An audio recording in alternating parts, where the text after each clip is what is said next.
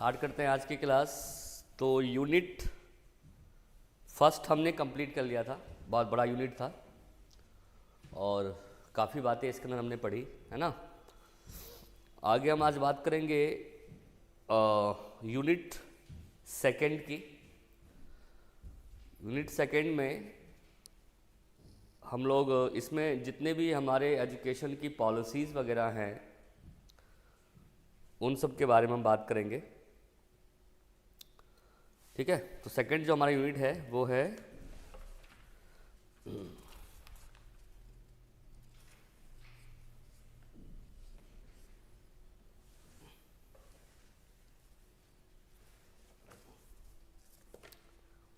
एक सेकंड।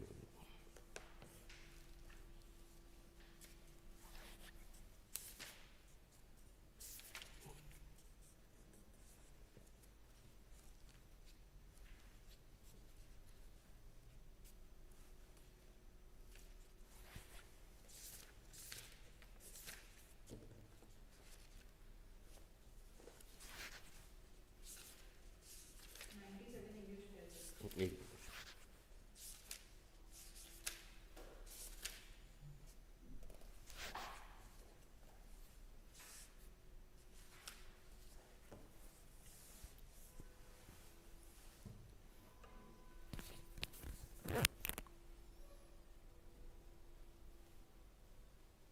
चलिए स्टार्ट करते हैं। लीगल एंड पॉलिसी पर्सपेक्टिव है ना, ये दिया हुआ है पेज नंबर 177 है हिंदी वाली बुक में, और पेज नंबर 96 है 97 इंग्लिश वाली बुक में, है ना। देखिए पहली बात तो जो भी एजुकेशन हमारा है, एजुकेशन जो भी हम ले रहे हैं, एजुकेशन के को अच्छा करने के लिए, शिक्षा को अच्छा करने के लिए बहुत ज़्यादा सारा व्यय होता है, खर्च होता है। और खर्च होने के साथ साथ ना बहुत सारे पॉलिसीज़ एंड एक्ट्स बनाए जाते हैं ताकि हम एजुकेशन को और अच्छा और पुख्ता कर सकें, है ना। और उस एक्ट में या उस पॉलिसी में समय से साथ साथ आपने देखा होगा कि बहुत सारे चेंजेस भी लाए जाते हैं, है ना। लाइक कुछ ना कुछ अमेंडमेंट किया जाता है ताकि कुछ नई चीज़ें और ऐड हो पाएँ, है ना। और ख़ासकर उन बच्चों के लिए जो बच्चे डिसेबल्ड हैं या किसी प्रकार के सोशली इकोनॉमिकली रूप से क्या है, थोड़े से डिफरेंट हैं नॉर्मल बच्चों से, जिसको हम स्पेशल लर्नर्स या स्पेशल नीड्स स्टूडेंट कह सकते हैं। तो उनके लिए जो पॉलिसीज़ बनाई जाती है, जो एजुकेशन दिया जाता है, उसी को हम लीगल एंड लीगल एक्शन या लीगल पॉलिसीज़ कह सकते हैं ना। तो पॉलिसीज़ में बहुत सारी पॉलिसीज़ हैं जिसके बारे में हम पढ़ते आ रहे हैं, लेकिन इसकी शुरुआत अगर हम देखें तो अब इंग्लिश वाली बुक में दिया हुआ है, हालांकि दोनों बुक में अलग चीज़ें दी हुई हैं, थोड़ा सा हम उसको ऐड करके कंबाइन करके पढ़ाएंगे आपको। आप देख रहे हो page number 3, page number 104, page number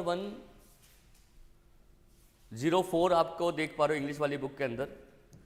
इसमें UNCRPD के बारे में बताया गया है ना। UNCRPD 2006 है ना। ये UNCRPD क्या है ये आप जानो पहले तो, इस पर आपके एग्जाम में क्वेश्चन पूछ सकते हैं। हालांकि ये वाली बात इसके हिंदी वाली बुक में नहीं दी हुई है, हाँ इस वाली ये वाली बात हिंदी वाली बुक, इसमें 86 और 68 की पॉलिसी के बारे में बताया गया है ना, 2006। अब ये जो UNC और RPD है क्या, पहले अब ये जानो।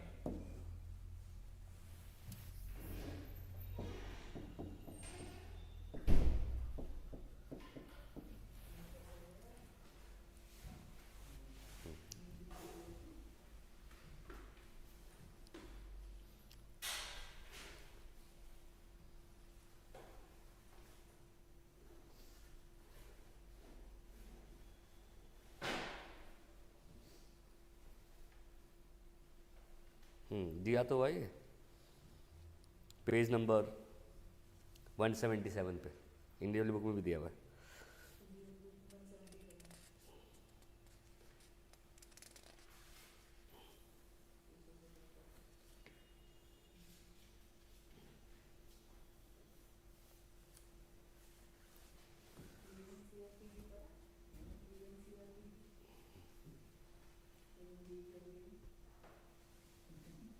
चले बताएं, आगे चलें। पहली बात तो ये है क्या, ये जानते हैं। जैसे आपने देखा होगा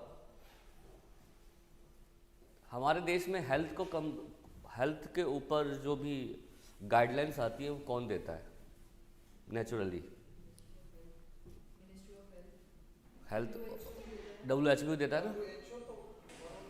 ओवरऑल एक इंटरनेशनल बॉडी है, आपने देखा होगा ना, कि जो कि हेल्थ के ऊपर, न्यूट्रिशन के ऊपर बहुत सारे गाइडलाइंस तैयार करते हैं। जैसे अभी कोविड के टाइम में आपने देखा होगा कि गाइडलाइंस आई थी WHO की।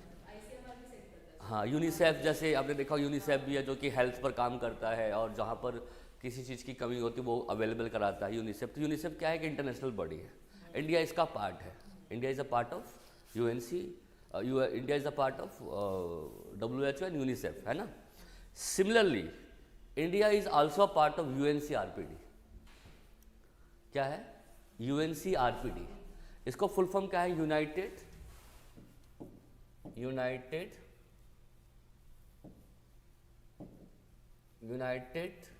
Nation convention right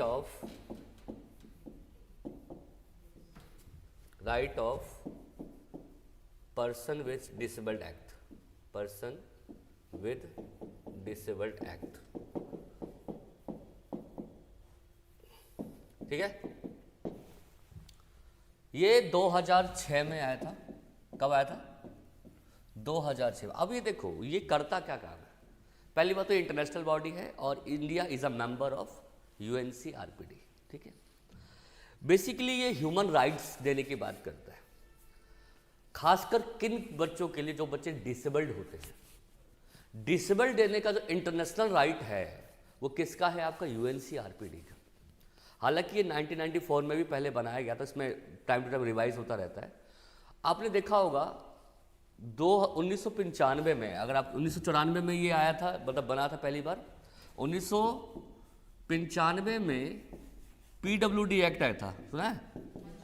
PWD act, person with disabled act आया था, विकलांग अधिनियम जिसको बोलते हैं हम लोग। और इसके अंदर 7 टाइप्स की डिसेबिलिटीज बताई गई थी। इसमें लो विजन हो गया, ब्लाइंडनेस, हियरिंग इम्पेयरमेंट, है ना। इसके अलावा लोकोमोटर था, है ना। इसके अलावा मेरे ख्याल सेरेब्रल पाल्सी भी था उसके अंदर। ऐसे 7 डिजीज थे, है ना। अब ये 7 डिजीज थे, और ये 7 डिजीज किसने बताया कि भाई इनको राइट्स मिलने चाहिए, इनका भी ह्यूमन राइट्स है, मिलने का अधिकार मिलना चाहिए, इनको भी, इनके लिए भी कुछ क्या नाम अलग से फैसिलिटीज़ प्रोवाइड करनी चाहिए। ये UNCRPD ने कहा था। अब इसी में रिवाइज हुआ है 2006 के बाद, फिर रिवाइज में किया गया था। तो फिर ये एक और एक्ट आया था RPWD, सुना है आप लोगों ने, 2016 में। अब इसमें जो बीमारी हो गई, पहले 7 डिसेबिलिटीज़ को, बीमारी को अधिकार देने की बात की गई थी, अब इसमें कितने हो गए? 21। तो ये जो 7 से 21 हो गए, कितने ऐड कर दिया हमने? 14 ऐड कर दिए। ये 14 जो ऐड किए हैं ये किसने किया है? ये किया है किसने? UNCRPD में। कोई गवर्नमेंट नहीं करती, कोई हेल्थ मिनिस्ट्री या कोई डिसेबल्ड ऐसा कुछ नहीं करती, ये UNCRPD करती है। अगली बार हो सकता है कुछ फिर अमेंडमेंट हो जाए इसके अंदर, तो हो सकता है कुछ और नई चीज़ें इसके अंदर ऐड हो जाए। तो बेसिकली डिसेबल बच्चों को अधिकार देने के लिए, उनको जो ह्यूमन राइट्स होते हैं वो देने के लिए, या उनको फैसिलिटीज़ देने के लिए, उनको स्पेशल जो एनवायरनमेंट देने के लिए जो गाइडलाइंस तैयार करता है वो कौन करता है? UNCRPD करता है, ठीक है। तो इसमें देखो लिखा भी हुआ है, the convention on the right of person with disabled is an international human rights, है ना लिखा हुआ, इंटरनेशनल ह्यूमन राइट्स। मतलब कि ये नेशनल नहीं है, ये इंटरनेशनल ह्यूमन राइट्स है, और इंडिया इसका क्या है बच्चे? मेंबर है, ठीक है। And rights treaty of the United Nation intention to protect, है ना। क्या इंटेंशन है? To protect the right and dignity of person with disability. यानी किसकी, उनकी जो राइट्स होते हैं, उनके जो अधिकार होते हैं, उनके जो डिग्निटीज़ होती हैं, सम्मान होता है, उसको बनाए रखने के लिए ये किया जाता है, और उनको राइट्स देने के बाद जो है ये करता है। अब देखो नेक्स्ट पैरा में क्या लिखा हुआ है, the text was adopted by the United national general assemblies on 13 दिसंबर 2006। कब हुआ था ये? 2006 में। एंड ओपन और for signature on 30 March 2008, act of June 2006। It has 160 signatories and 165 parties, है ना, 165 पार्टीज बढ़ गई थी बच्चों। तो ये था बच्चों, और ये जो प्रोग्राम बनाता है किन बच्चों के लिए, जो कि क्या करते हैं, जिनको राइट्स चाहिए होता है या जिनको क्या करते हैं हम अधिकार देने की बात करते हैं, जो कि बच्चे डिसेबल्ड होते हैं या जो कि अक्षम होते हैं।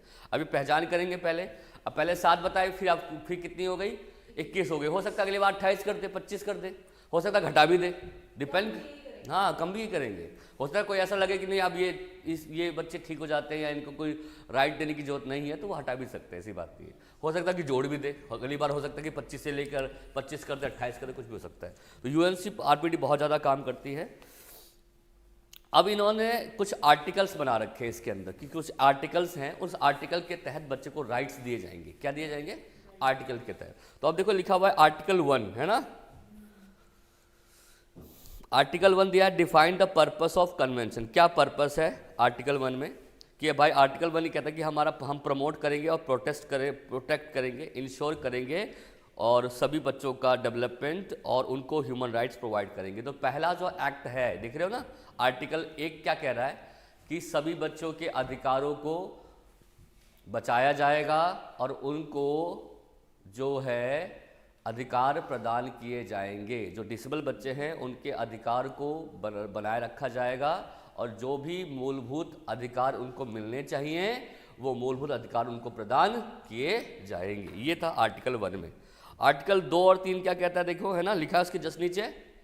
आर्टिकल 2 और 3 कहता है provide definition and general principles including communication, reasonable accommodation and universal design. मतलब उनके लिए एक सार्वभौमिक एक फ्रेमवर्क तैयार किया जाएगा, उनको कैसे पढ़ाना है, कैसे सिखाना है, क्या क्या एजुकेशन उनको देनी है, और कम्युनिकेशन के अवसर दिए जाएंगे, मतलब उनको बातचीत में रखा जाएगा, आपसी सहचर्य का विकास किया जाएगा। ये 2 और 3 आर्टिकल में रखा गया था। आर्टिकल 4 क्या कहता है भाई, देखो 4 से लेकर 32 किसके बारे में बात करता है, सिविल एंड पॉलिटिकल राइट्स, उनको नागरिक अधिकार मिलने चाहिए। और क्या है बच्चों, पॉलिटिकल राइट्स मतलब क्या होता है, पॉलिटिकल राइट्स का मतलब क्या होता है कि राजनीतिक अधिकार उनको मिलने चाहिए। International convention on economic and social cultural rights, उनको सांस्कृतिक राइट्स मिलने चाहिए, जो कल्चरल एक्टिविटीज़ वगैरह होती है उनको इसमें इन्वॉल्व होना चाहिए। इसके अलावा कन्वेंशन अगेंस्ट टॉर्चर, टॉर्चर जानते हो क्या होता है, आजकल आपने देखा होगा ना कि बहुत सारे हाँ आपको बता दूं मैं, right of person with disabled act का नाम आपने सुना होगा। उसने ना ये गवर्नमेंट के द्वारा चलाई जाती है और गवर्नमेंट ने ये कहा है कि भाई ऐसा है, इन बच्चों के लिए अलग से कोर्ट बनाने चाहिए, कोर्ट होते हैं इनके लिए अलग से, इनके लिए अलग से कार्रवाई होती है। और मान लो कि एक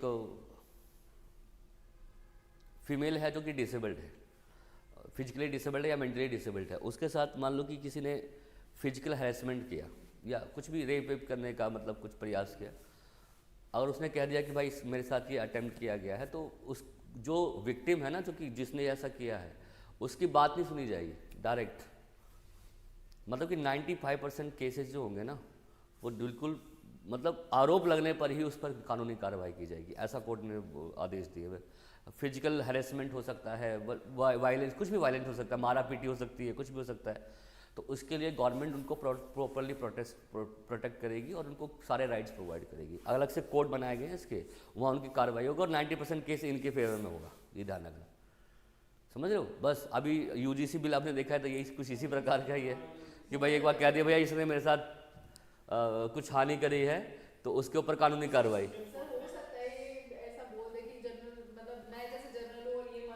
हाँ हाँ तो अगर मैंने बोल दिया कि इन्होंने बोल दिया कि मैंने इनको मारा है, हाँ तो हाँ उसको लेके कुछ भी बोला है, हाँ तो सीधा वो बाद में कार्रवाई होगी, सीधा पहले अरेस्ट।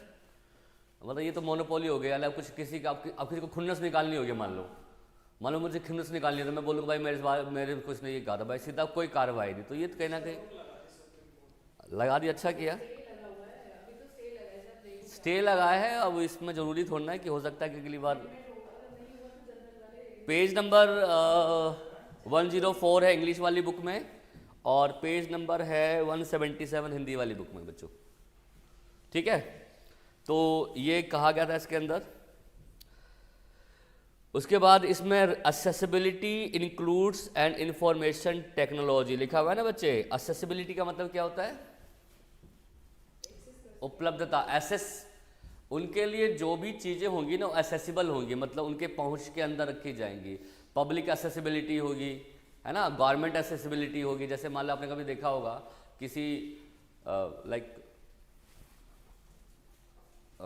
किसी जगह पर आप जाते हो, लाइक एग्जांपल के लिए कि किसी बस वगैरह में आप ट्रैवल करते हो या मेट्रो में ट्रैवल करते हो, तो आपने देखा होगा कि डिसेबल्ड बच्चों के अलग से सीट रिजर्व्ड होती है। आपने कभी देखा जैसे किसी गवर्नमेंट के हॉस्पिटल या गवर्नमेंट किसी भवन में गए हैं तो वहाँ पर रैम्प्स बनाए जाते हैं जो कि डिसेबल बच्चे उस पर चल सके। तो ये है कि जहाँ भी ये बच्चे जाएं उनके लिए एक्सेसिबिलिटी हो, ईजिली वो रीच कर पाए वहाँ पर, और जहाँ पर उनको पहुँचना है वो पहुँच पाए। तो उनको राइट्स, आपने गवर्नमेंट स्कूल्स में आपने देखा होगा कि एजुकेशन में 4% 5% का जो रिजर्वेशन है डिसेबल बच्चों के लिए, पहले तो 3% था, अब तो 5% करने की बात की है। 3% 4% गवर्नमेंट जॉब्स में इनको वो दी जाती है। तो ये सारी एक्सेसिबिलिटी है, गवर्नमेंट एक्सेसिबिलिटी, पब्लिक एक्सेसिबिलिटी इनको दी जाए, ये सारे इसी राइट्स के अंदर आ जाते हैं। इसके अलावा आर्टिकल 30 से 39 दिया हुआ है, these govern report the monitoring of the government and by the human rights institute and committee to the right of person with disability. ये मतलब कि जो भी चीज़ें होंगी ना सबको मॉनिटर किया जाएगा इसके अंदर, और उसको जो भी रिपोर्ट तैयार की जाएगी, हाँ भाई कितने बच्चों को हमने राइट्स दिया, क्या बच्चे, उसका एक मॉनिटरिंग करते हैं, निरीक्षण किया जाएगा, और हम उसके प्रति जो गाइडलाइंस होंगे तैयार करके हम उसको देंगे। इसके अलावा 40 to 50 पर दिया हुआ, these government rectifying the entry into the force of amendment and convention. मतलब ये 40 से 50 आर्टिकल के अंदर क्या होगा कि जितने भी होंगे अमेंडमेंट जो होंगे वो किए जाएंगे इसके अंदर। तो ये सारी चीज़ें जो हैं ये आपका गवर्नमेंट करेगी, कौन सी, जो इंटरनेशनल गवर्नमेंट है जो इसके मेंबर्स रहे हैं वो कर देंगे, और जो भी राइट्स होंगे, जो भी अधिकार इनके लिए जो दिए जाएंगे वो सभी को क्या करने होंगे, मानने होंगे, आपको ध्यान रखना है। ठीक है, अब आते हैं गाइडिंग प्रिंसिपल्स, क्या क्या प्रिंसिपल्स फॉलो करता है, गाइडिंग प्रिंसिपल्स, क्या क्या प्रिंसिपल्स फॉलो करता है यूएनसीआरपीडी, है ना, किस किस प्रिंसिपल्स की बात करता है यूएनसीआरपीडी। पहला प्रिंसिपल देखो लिखा हुआ है इसके अंदर,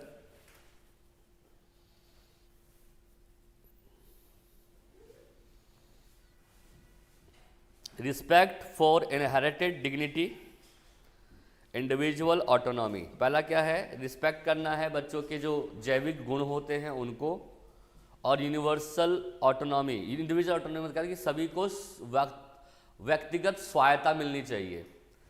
पहला है उनका सम्मान करना, और उनको जो है व्यक्तिगत ऑटोनॉमी का मतलब क्या होता है, स्वायत्ता। What is the autonomy means, हर बच्चे को अपने आधार पर या अपने अनुसार काम करने की आज़ादी। ठीक है, डिपेंडेंस, हाँ मतलब अपने हिसाब से वो टास्क कर सकते हैं, they are self dependent. Non discrimination, second point क्या है, नॉन डिस्क्रिमिनेशन, यानी कि भेदभाव रहित वातावरण, भेदभाव रहित वातावरण, यानी कि किसी भी प्रकार का डिस्क्रिमिनेशन जो है इन बच्चों के साथ नहीं किया जाएगा।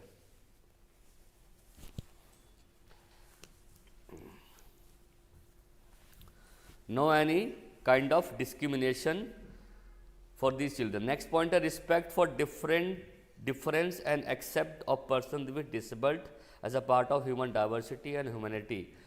तीसरा प्रिंसिपल कहता है हमें इनके परिवर्तनों को क्या करना है, रिस्पेक्ट करनी है, इनके गरिमा का सम्मान करना है, और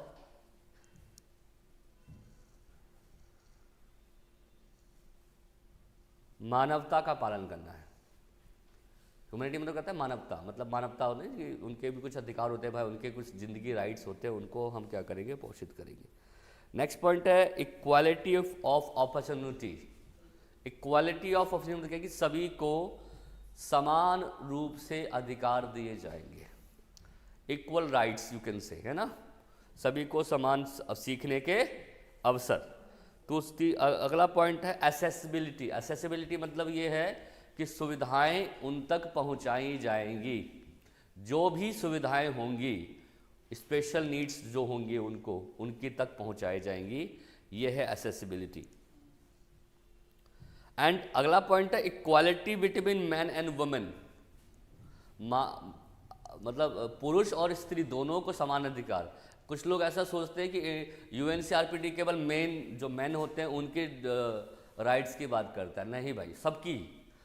ऐसा नहीं कि केवल मैन ही होते हैं, वुमेन नहीं होती है। डिसेबल तो कोई भी हो सकता है ना भाई, तो चाहे वो पुरुष हो चाहे वो महिला हो, सभी को समान अधिकार है। ऐसा नहीं केवल मैन को ही दे रहे हैं और फीमेल वुमेन को नहीं दे रहे हैं, ऐसा नहीं होना चाहिए, ठीक है। Respect for the evolving capacity of children and disabled act at the right of disability and preserve the identity, मतलब वही उनके अधिकारों की सुरक्षा करना और उनको व्यक्तिगत रूप से समझना और जो भी आवश्यकताएं हैं उनको समय समय पर क्या करना, पूरा करना। ये इसके कुछ बेसिक प्रिंसिपल्स है यूएनसीआरपीडी के, ठीक है।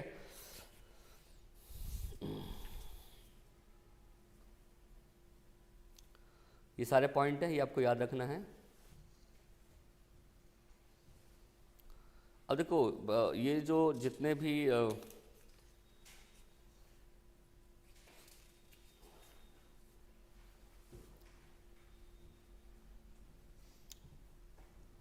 जितने भी बातें रखी गई हैं, इसे कौन यूएनसीआरपीडी बना रहा है और किसको देगा ये, कौन इसको फॉलो करेगा, जो कंट्री होगी। जैसे इंडिया, अब इंडिया में गवर्नमेंट जो है, सेंट्रल गवर्नमेंट भी है और स्टेट गवर्नमेंट भी है ना। तो सेंट्रल गवर्नमेंट के पास आती है सारी चीज़ें, फिर सेंट्रल गवर्नमेंट स्टेट गवर्नमेंट को वो करता है। तो सेंट्रल गवर्नमेंट की जानकारी की एक जिम्मेदारी है कि वो जो भी सुविधाएं अवेलेबल हो सकती हैं, व्यय हो सकता है, पैसा खर्च जो हो सकता है, वो खर्च करे इन बच्चों के लिए। और स्टेट की जिम्मेदारी है कि वो रिकॉग्नाइज करे कहाँ कहाँ किन को क्या प्रॉब्लम है और उसको प्रॉपरली रिकॉर्ड तैयार करें, एंड देन उसके बिहाफ पर जो भी राइट्स होते हैं, एक्शंस होते हैं, वो लिए जाए। तो स्टेट की भी जिम्मेदारी उतनी है जितनी कि सेंटर की। ऐसा नहीं कि भाई सेंटर छोटा है और स्टेट बड़ा, सेंटर बड़ा है स्टेट छोटा है, तो सारी जिम्मेदारी सेंटर की होगी। स्टेट की अपनी जिम्मेदारी कि अपने अपने एरिया में देखें कहाँ पर क्या समस्याएं हैं और उनके लिए क्या क्या हम कर सकते हैं, और उसके लिए जो भी हो सकेगा वो सेंट्रल गवर्नमेंट उनके लिए करेगी। ये बजट जो भी कुछ है, पैसा जो भी कुछ है, जो करना भी चाहिए, बेसिकली ये रहता है। मतलब ये नहीं कि सेंट्रल गवर्नमेंट के सारे हिस्से में बाकी स्टेट गवर्नमेंट कुछ नहीं करेगी, नहीं, सभी का अपना अपना तरीका होगा और सभी मिलकर क्या करेंगे, इस प्रॉब्लम को सॉल्व करने की कोशिश करेंगे, ठीक है। बात जैसे अभी आपने देखा होगा कि बहुत सारे कोविड के समय में हमने राजनीति को छोड़कर स्टेट और सेंट्रल गवर्नमेंट मिलकर काम कर रही थी, गाइडलाइन तैयार कर रही थी, क्या कर सकते हैं क्या नहीं कर सकते, मतलब बहुत सारी चीज़ें की गई। तो ऐसे ही कोई भी डिसेबिलिटी है, किसी प्रकार की प्रॉब्लम बच्चों में आ रही है, तो हमें उसको मिलकर सॉल्व करना पड़ेगा, ये इनका कहने का मतलब है। अब आते हैं core provisions of UNC act. क्या प्रोविजंस को फॉलो करता है ये? प्रोविजंस का मतलब क्या होता है, कौन कौन से प्रावधान की बात करता है ये? Provisions of UNCRPD act. जो यूएनसीआरपीडी एक्ट है ये कौन से प्रोविजंस की बात करता है, ठीक है। इसमें तो दिया हुआ नहीं है, खैर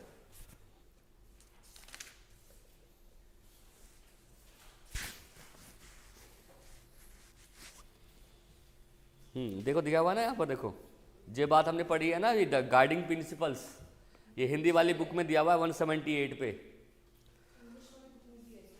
नीचे लिया हुआ ना, अभी समय के सिद्धांत, व्यक्तियों की गरिमा, व्यक्तिगत स्वायत्ता, स्वतंत्रता का सम्मान, भेदभाव से रहित मुक्ति, समाज में पूर्ण तथा प्रभावशाली भागीदारी का समावेशन, असमर्थ व्यक्तियों की गरिमा का सम्मान, अवसरों की समानता, पहुंच और पुरुषों और महिलाओं के बीच समानता, असमर्थ बालकों के लिए अधिकारों का सम्मान। दिया है ना भाई, सारे पॉइंट्स मिल गए, मौज लो फिर इसी बात पे। अब आते हैं इन्होंने क्या क्या गाइडेंस को हर व्यक्ति ना अपने कुछ प्रोविजंस, प्रावधान रखता है। प्रोविजंस मतलब कुछ बातें, कुछ रिकमेंडेशंस जो कि ये जो भी वो पॉलिसीज़ बनाई जाती है उसमें रखे जाते हैं। तो कोर प्रोविजंस है, कुछ प्रावधान रखे गए हैं, ये सारी बातें रखी गई हैं, मतलब किस किस चीज़ पर काम करेगी ये क्या नाम पर्टिकुलर एक्ट, उसको बोलते हैं कोर प्रोविजंस। प्रोविजन मतलब कि प्रावधान बनाए गए हैं कुछ, जैसे गवर्नमेंट कॉन्स्टिट्यूशन कुछ प्रोविजंस बनाती है ना भाई, ये अधिकार दिए जाएंगे, ये अधिकार दिए जाएंगे। फंडामेंटल राइट्स में भी कुछ प्रोविजंस बने हुए हैं, वैसे ही बच्चों प्रोविजंस है। जैसे एग्जांपल के लिए पहला है डेफिनेशन ऑफ डिसेबिलिटी। डिसेबिलिटी को पहले डिफाइन करेंगे, भाई डिसेबिलिटी है क्या। मतलब पहले हमने राइट देने की बात तो कर दी, बट ये तो पता लगा दे भाई डिसेबिलिटी है क्या, किसको डिसेबिलिटी कहते हैं। अब मान लो कि एक बच्चा ये कहता है कि सर मेरे उंगली में चोट लग गई और मैंने उंगली ऐसे मुड़ गया तो मैं डिसेबल्ड हो गया, ऐसा नहीं।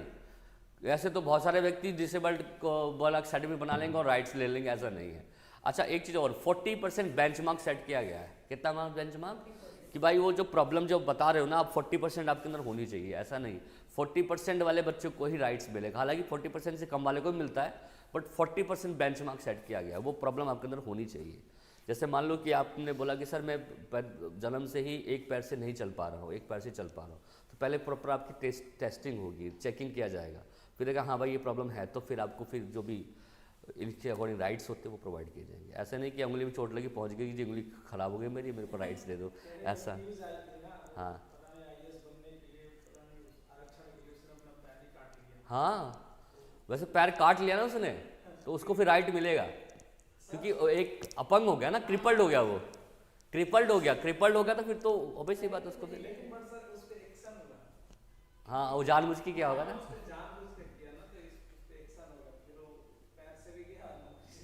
तो वो जानबूझ के करोगे तो एक तो होता है नेचुरल कि आप इम्पेयरमेंट थे, और एक तो आप जानबूझ के कर रहे हो, तो भैया फर्क करने, तो बदमाशी होगा नहीं, तो बच्चे बदमाश होना बनना है। नेक्स्ट पॉइंट है principle of reasonable accommodation. Principle of reasonable accommodation यानी कि इसका मतलब ये हुआ, रीजनेबल अकोमोडेशन का मतलब होता है कि तार्किक समावेशन, मतलब कि जो हम इनको इंक्लूड करेंगे किसी भी चीज़ के अंदर, उनके नीड्स को प्रोवाइड करेंगे, पहले हम देखेंगे समझेंगे, फिर उनको नीड्स प्रोवाइड करेंगे, या उनको सोसाइटी में क्या करेंगे, इंक्लूड करने की कोशिश करेंगे, तो रीजनेबल अकोमोडेशन होगा उन बच्चों का। तीसरा पॉइंट क्या है, फ्रीडम्स देंगे इनको, अधिकार देंगे उनको, ये सब इसमें आ जाता है। तीसरा है प्रिवेंशन ऑफ डिस्क्रिमिनेशन, हिंदी में क्या कहेंगे, तीसरा कोर प्रिंसिपल क्या है, प्रिवेंशन ऑफ डिस्क्रिमिनेशन। मतलब क्या हुआ, भेदभाव को रोकना, है ना, भेदभाव नहीं होने देंगे बच्चे किसी प्रकार का, ऐसा नहीं कि हम इन बच्चों को भेदभाव कर रहे हैं, है ना। एक्सेसिबिलिटी, ये बताया था मैंने आपको, पहुंच, मतलब इनके यहाँ तक, इनके जो नीड्स तक हम सारी चीज़ को एक्सेसिबल बनाएंगे। एक्सेस टू जस्टिस, हिंदी में क्या बोलेंगे, अधिकार, न्याय के प्रति पहुंच, न्याय मतलब कि इनको न्याय दिया जाएगा, वही नहीं बोला मैंने, कोर्ट वगैरह बनाए जाते हैं इनके लिए, न्याय देने के लिए, स्पेशल कोर्ट होता है दिल्ली, अब इंडिया में दिल्ली में जाओगे ना तो डिसेबल बच्चों के लिए अलग से कोर्ट बनाए गए हैं, जहाँ पे उन बच्चों की केवल कार्रवाई होती है, ठीक है।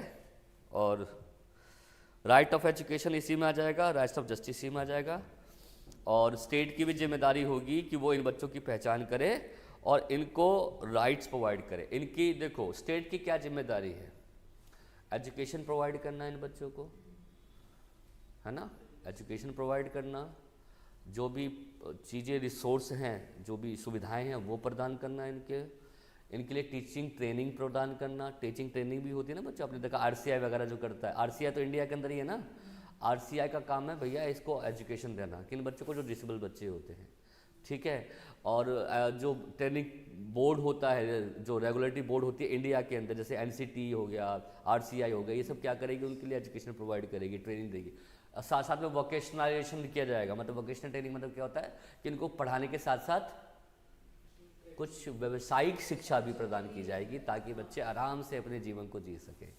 तो व्यावसायिक शिक्षा देना, एजुकेशन देना, बेसिक रिसोर्स प्रोवाइड करना, इनके ऊपर एक्सेसिबिलिटी देना, हर एक चीज़, ये सारा स्टेट का काम होगा भाई, स्टेट। और रिकॉग्नाइजेशन भी करना कि भाई किस में कितनी बीमारी है, क्या क्या चीज़, जो भी कुछ है, और उनके लिए जो भी राइट्स होते हैं प्रदान किए जाएंगे। अच्छा इंडिया के अंदर तो आपको पता है आरसीआई चलता है हर जगह, चाहे वो किसी भी स्टेट में जाओगे, आरसीआई चलता है, रिहेबिलिटेशन काउंसिल ऑफ इंडिया, इसके बारे में आगे हम पढ़ेंगे, जो कि डिसेबल बच्चों की शिक्षा और ट्रेनिंग के लिए रेगुलर करता है, या कॉलेज को या इंस्टीट्यूट को रेगुलेटरी देता है। जैसे एनसीटी रेगुलेटरी देती है ना बीएड कॉलेजेस को, अभी अपना बीएड किया है ना, बीएड कहाँ से किया है, या जेबीटी कहाँ से कर रहे हैं, हाँ मान्यता प्राप्त, कहाँ से मान्यता प्राप्त है, एनसीटी है ना, नेशनल काउंसिल टीचर एजुकेशन। उसी प्रकार अगर आप स्पेशल बच्चों के लिए ट्रेनिंग लेते हैं, टीचर बनना चाहते हैं, तो उसके लिए आपको आरसीआई से वो लेना पड़ता है, क्या अप्रूवल, एक लाइसेंस लेना पड़ता है। यानी कि आप कोई भी, आपने जैसे मान लो कि स्पेशल एजुकेशन का वो किया हुआ है कोर्स, और आपके पास सर्टिफिकेट है, बट वो सर्टिफिकेट जो आपने लोकल बना रखा है, मतलब आपने ऐसे ही बना लिया, आरसीआई से अप्रूव नहीं है वो, तो फिर वो उसकी मान्यता बिल्कुल नहीं होगी। तो उसको मान्यता प्राप्त होना चाहिए RCI। तो RCI एजुकेशन देगी, टीचिंग ट्रेनिंग प्रोवाइड करेगी, रेगुलर करती है जो भी बोर्ड होती है या जो भी इंस्टीट्यूट्स होते हैं उनको, और जो भी अच्छा कर सकती है स्पेशल बच्चों के लिए वो करती है ध्यान अपना। बट ये सारा काम किसका? स्टेट की जिम्मेदारी है कि वो चीज़ सारी चीज़ें बच्चों को प्रोवाइड करे। ठीक है,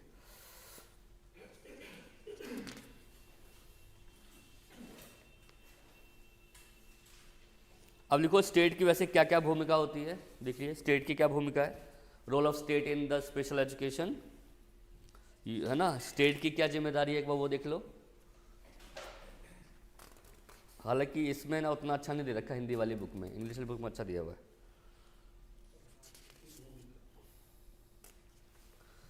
ऐसा ही होता है, क्या करें। आगे आ जाओ। स्टेट की क्या क्या जिम्मेदारी है। पहला है पार्टिसिपेशन राइट्स, मतलब पार्टिसिपेशन राइट्स का मतलब क्या होता है कि इनको ना पार्टिसिपेट करने का राइट्स मिलना चाहिए।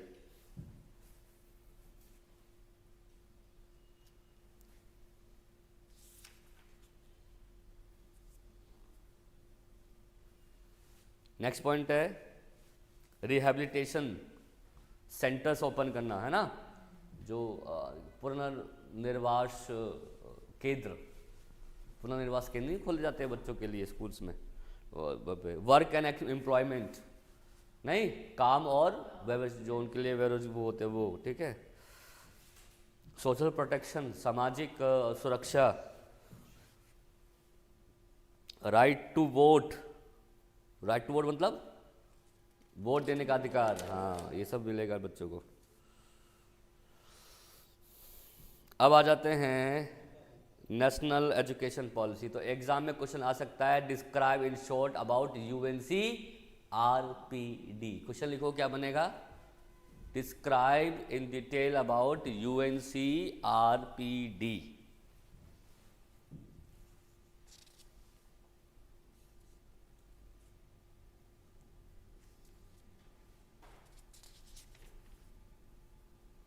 चलिए आगे बढ़ते हैं। आगे बढ़ते हैं एक नई एजुकेशन पॉलिसी जिसके बारे में, शिक्षा जब हमारी बहुत अच्छी थी, अच्छी नहीं थी मतलब पहले की बात की जा रही है। पहले हमारा देश बहुत गरीब था, हालांकि गरीब तो आज भी है, अमीर केवल नेता हैं, लेकिन उस समय नेता भी गरीब थे और जनता तो वैसे भी गरीब थी, आपको पता ही है। तो इंडिपेंडेंस के बाद ना सबसे बड़ी समस्या हमारे देश में बेरोजगारी थी, सबसे बड़ी समस्या हमारे देश के अंदर एम्प्लॉयमेंट था, सबसे बड़ी प्रॉब्लम हमारे देश के अंदर एजुकेशन था, है ना। और एग्रीकल्चर पर मैक्सिमम डिपेंड थे उस समय। आपने देखा होगा कि जो भी 5 ईयर्स प्लान बनाए जाते थे, खासकर उसमें पंचवर्षीय योजना के अंदर खासकर हम कृषि संबंधी क्रियाकलापों कार्यक्रम के बारे में बात किया करते थे, क्योंकि एजुकेशन उतना था नहीं, और एजुकेशन था भी तो उतना वाइड नहीं था, मतलब फैला हुआ नहीं था, ब्रॉडर में नहीं था, छोटा मोटा था, क्योंकि देश में आधा पैसा तो हमारी जनता, हमारी जो अंग्रेज है वो लूट के चले गए, गरीब ऐसे बन गया। तो हम आर्ट्स वाले बच्चे के अंदर में काम करते हैं, साइंस वाले। हाँ बिल्कुल, आर्ट्स वाले अधिकतर IAS IPS बनते हैं। हाँ बिल्कुल, और इनके अंदर काम करते हैं नेता, इनके अंदर काम जो अनपढ़ गवार होते हैं। नेता काम करते हैं अनपढ़ वाले, जो हाँ देख लो, और जो BA में पास किए उनका उनकी कोई वैल्यू नहीं है, वो तो किसी काम के नहीं। जो अनपढ़ गवार हैं तो नेता बन जाते हैं, उनकी बहुत वैल्यू है ऐसी। बाबा बन के फिर तो वो तो सबके स्वामी हैं, फिर तो वो नेता भी उनके शरण में जाते हैं। सही बात है। ओ वैसे ही वो बिल्कुल अनपढ़ गवार हैं। चलो नेता तो कुछ पढ़े लिखे भी होते हैं, हल्का एक आध क्लास चले जाते हैं। बेसिक तो भाई उनको एलिजिबिलिटी तो पास करना ही पड़ता ना भाई, उनको 12वीं BA पास होना चाहिए। जोक था ना ऐसा, एक जोक था ऐसे ही ना कि इसके अनुसार वो काम करते हैं। आगे बढ़े, आते हैं अगली पॉलिसीज़ पर। तो पॉलिसीज़ में हमने अभी किसकी बात करी, UNC के बारे में, क्योंकि UNC एक इंटरनेशनल बॉडी है, तो उसकी हमने पहले बात करी। हम बात करते हैं भाई कौन कौन सी एजुकेशन पॉलिसीज़ हैं जो कि इन बच्चों की एजुकेशन के बारे में बात करती है। सबसे पहले मैं बात करूंगा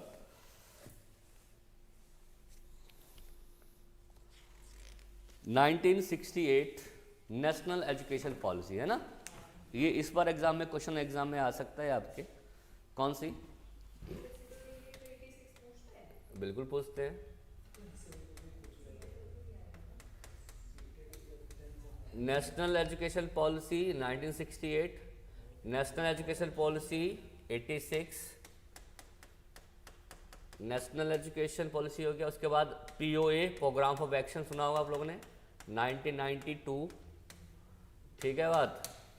उसके अलावा फिर आ जाएगा नेशनल डिसेबल्ड एक्ट 2006। इसके अलावा आ जाएगा हाँ RPWD right of person with disabled act 2016। PWD act भी पढ़ना पड़ेगा 1995। इसके अलावा राइट्स में बात करें तो RCI rehabilitation council of India, ये सारे के सारे आप लोगों को पढ़ने पड़ेंगे बच्चों, ठीक है। इनमें से RCI और PWD एक्ट की किताब जो है आपने देखा होगा बहुत पहले बनी हुई है, इसमें RPWD के बारे में नहीं दिया हुआ है। ये बुक बहुत पुरानी है, इसमें चेंज की जो होता है आप, क्योंकि नई नई पॉलिसीज़ नई नई चीज़ें आ गई हैं इसके अंदर, बट ये भी पुरानी बुक है, 2016 से पहले ही बुक बनी हुई है। तो ये लगा लीजिए कि ये बुक में RPWD के बारे में नहीं है, बट होना चाहिए, ठीक है। तो पहले हम बात करते हैं भाई 1968 की पॉलिसी जो आई थी, नेशनल एजुकेशन पॉलिसी, पहली नेशनल एजुकेशन पॉलिसी 1968। देखो अभी तक 3 नेशनल एजुकेशन पॉलिसी हमारी आ चुकी है। पहली 68 में आई थी पहली, दूसरी आई थी नेशनल एजुकेशन पॉलिसी 1986 में, और तीसरी अभी 2020 में लेटेस्ट पॉलिसी हमारी 2020 वाली है, और वो आपके एग्ज़ाम में ज़रूर आएगी जो सीटेट का अगर एग्ज़ाम दो।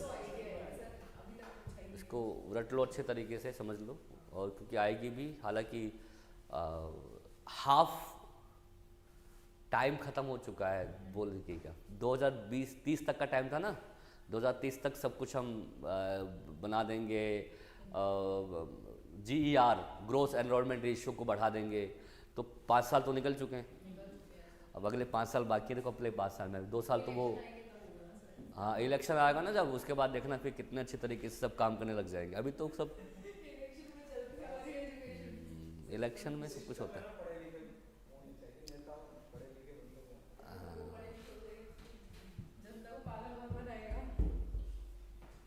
और क्या, तो फिर पागल कौन बनाएगा फिर? सही बात है, सारे समझदार हो जाएंगे फिर तो।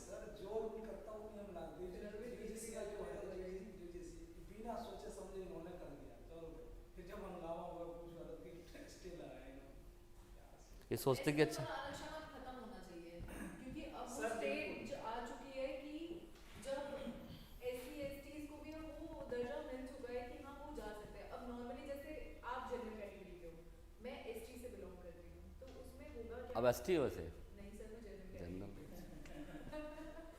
एक तो गर्ल हो, ऊपर से जनरल OBC हो जाओ, मतलब या ST हो जाओ, तो कितना फ़ायदा पता है आपको? एक तो लड़की पैदा हुई आप, लड़की पैदा होने के बाद वैसे भी, गर्ल्स पैदा होने के बाद वैसे भी प्रोविजन मिलने लग जाता है, देखा होगा। ऊपर से आप ST जनरल, तो और फिर लेकिन जनरल पैदा हुआ तो फिर कोई वैल्यू नहीं। अब इसमें ये है कि आप मतलब आपको प्रमोशन मिलेगी 5 साल बाद, लेकिन मुझे प्रमोशन 2 साल बाद मिलेगी। बिल्कुल बिल्कुल, ये डिफरेंस है मतलब रिजर्वेशन का, मतलब कि अगर आप सीनियर IAS हो तो आपकी प्रमोशन 5 साल बाद होगी, जो आपका जूनियर होगा वो आपसे पहले प्रमोट होगा। देखो आप लोगों ने बहुत अच्छा मैटर खोजा है, और इस पर सही में बातचीत होनी चाहिए। लेकिन 3 चीज़ ना इंडिया में से कभी नहीं जा सकती, ध्यान रखना। ना आने वाले 20 सालों में, ना 30 सालों में। पहला अनएम्प्लॉयमेंट, बेरोजगारी, ज़िंदगी में कभी नहीं जाएगी, ध्यान रखना, ठीक है। गवर्नमेंट के पास बहुत सारा पैसा आता है एजुकेशन पर खर्च करने के लिए, रोजगार पर खर्च करने के लिए, लेकिन वो खर्च करती नहीं है। तो पहला तो ये है कि बेरोजगारी नहीं जाएगी। दूसरा इक्वालिटी, समानता कभी नहीं मिलेगी आपको। ये नहीं किया, हालांकि हम कहते हैं कि हमारा इंडिया समानता को मानता है, लेकिन नहीं, हम इस ऐसे देश में समानता की बात मत करो। तीसरी बात, ये आरक्षण वाला जो प्रोसेस है, आरक्षण अगर बंद कर दिया ना बच्चे, कितना हंगामा हो जाएगा आपको पता है? मतलब सरकार को तख्ता पलट हो जाएगा, बिल्कुल, सरकार चेंज हो जाएगी, बिल्कुल। पूरा तख्ता और राजनीति और बढ़ जाएगी, भैया देखो इन्होंने हटा दिया हम देंगे। आज अगर बंद होगा ना तो कल नेपाल जैसी स्थिति यहाँ हो सकती है, इवन बांग्लादेश जैसी स्थिति यहाँ पे हो सकती है। अभी ऐसे ऐसे टीचर स्कूल में पढ़ाते हैं, समझ रहे हो, जिनको कुछ नहीं आता, बट क्यों आरक्षण से लग गया भैया, ST कोटा था, अति पिछड़े वर्ग में थे या पिछड़े वर्ग में थे तो उनको लोग हो गया। तो मतलब आरक्षण खत्म नहीं कर सकते, बेरोजगारी खत्म, और तीसरी चीज़ है पॉवर्टी यानी कि गरीबी, गरीबी भी खत्म नहीं कर सकते अब इंडिया में, बहुत बहुत रेयर चांसेस। हाँ एक्चुअली ना ये जो गवर्नमेंट है ना, ये गवर्नमेंट ना पता नहीं क्यों चाहती है कि ऐसा कुछ किया जाए कि आने वाले 100 सालों तक हम ही राज करें, ऐसा कुछ लग रहा है कि ऐसा सोच रही है। बट मुझे लग रहा है कि हर चीज़ का एक समय होता है, हो सकता है कि गवर्नमेंट अगली बार यार ये कुछ इस पे आ रहा है रिकॉर्डिंग में, एक सेकंड रुकना बच्चों जरा।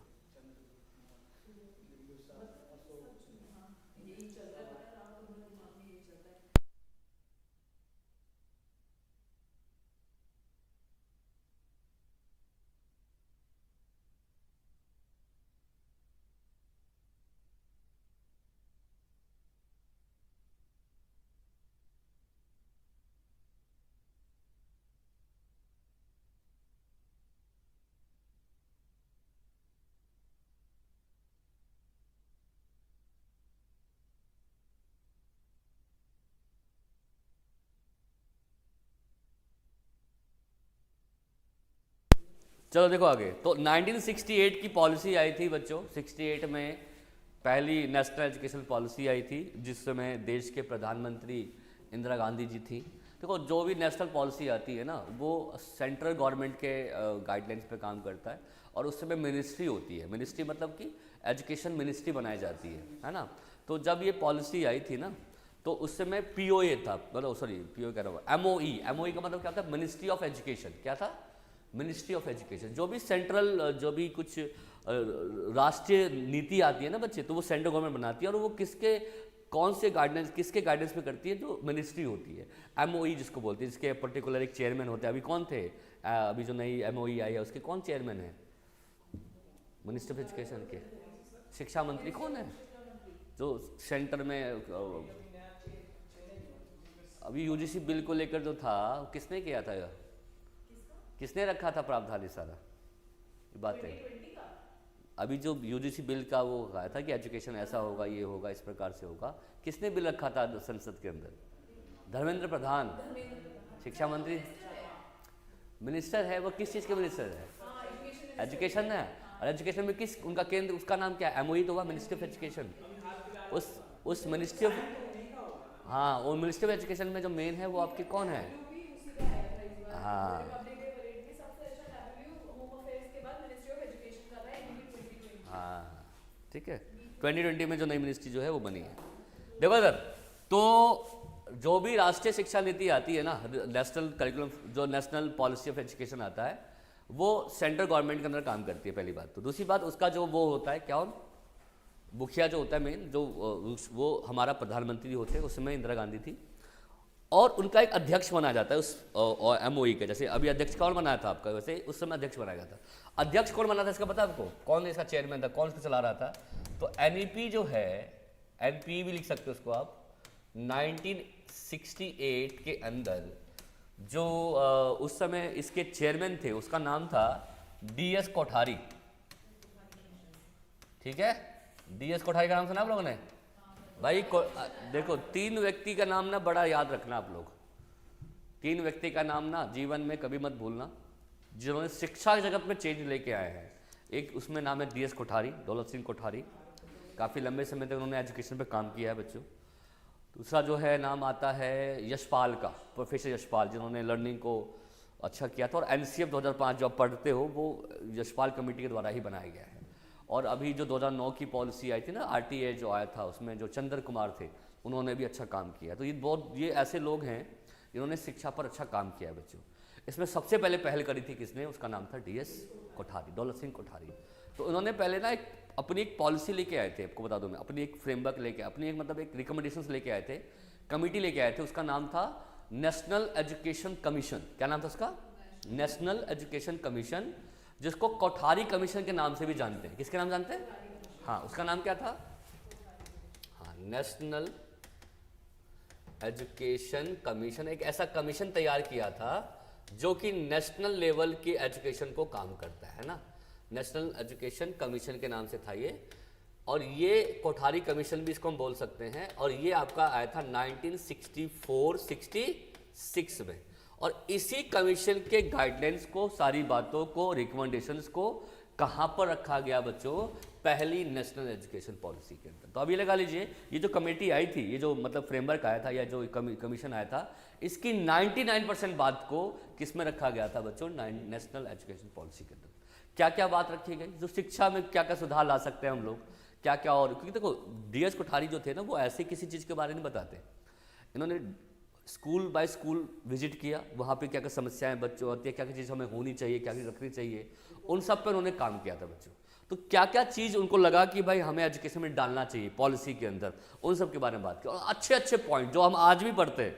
हालांकि एजुकेशन की सबसे बड़ी कमी यही है कि हम बना तो देते हैं, प्रावधान ले तो आते हैं, बट उसको लागू नहीं कर पाते। इम्प्लीमेंट कहाँ हो पाता है? इम्प्लीमेंट हो पाता तो क्या बात थी। अब मैं आपको एग्जाम्पल इसका देता हूँ। 1968 की पॉलिसी के अंदर ना 3 लैंग्वेज फॉर्मूला आया था, त्रिभाषा सूत्र, जिसमें ये कहा गया था 2 भाषाएं होगी इंडियन जो बच्चे को पढ़ाएंगे, और एक हम फॉरेन लैंग्वेज को पढ़ाएंगे। लेकिन कुछ लोगों ने कहा भाई, और एक लैंग्वेज में हम फर्स्ट लैंग्वेज हिंदी रखेंगे, और जिस एरिया में हिंदी नहीं बोली जाएगी वहाँ की अपनी लैंग्वेज होगी, मातृभाषा, जो भी वो बच्चे, जो वहाँ के जो स्टेट के जो व्यक्ति वो यूज करेंगे। लेकिन आज तक ये लैंग्वेज फॉर्मूला लागू नहीं हो पाया है। 2020 की पॉलिसी है ना अभी जो आई है, उसमें भी 3 लैंग्वेज फॉर्मूला की बात की गई है। हाँ सर, उसमें पहला है आपका मदर टंग में बात करो, हाँ, सेकंड है कि रीजनल लैंग्वेज, और थर्ड आपकी कोई फॉरेन लैंग्वेज होगी। त्रिभाषा सूत्र आज तक लागू नहीं हो पाया। अगर मान लो 1986 में 86-68 में लागू हो गया होता, तो आज इसको दोबारा इम्प्लीमेंट करने की बात की जाती? नहीं। कॉमन स्कूल सिस्टम उस समय भी था, आज भी है, कि सभी को समान स्कूल समान स्ट्रक्चर में पढ़ाया जाए, नहीं हो पाता। मतलब गवर्नमेंट कहती है कि हम करेंगे, बट उसको सही रूप से लागू करना एक बहुत बड़ा एक चीज़ होता है। हाँ, पेपर पे रहता है, वो ऐसे रहता है। तो इस कोठारी से ने कुछ रिकमेंडेशंस दी थी कि पहला पॉइंट तो ये था कि भाई हम ना हर जगह सेम स्कूल रखेंगे, कॉमन स्कूल सिस्टम, है ना। क्या उन्होंने कहा था भाई?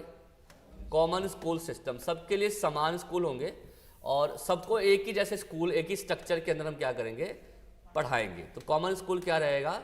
सिस्टम रहेगा एजुकेशन का, चाहे वो नॉर्मल हो या नॉर्मल हो, हर बच्चे को हम एक ही एरिया में पढ़ाएंगे, एक ही जगह पढ़ाएंगे, और सबके लिए समान स्ट्रक्चर जो होते हैं वो होंगे।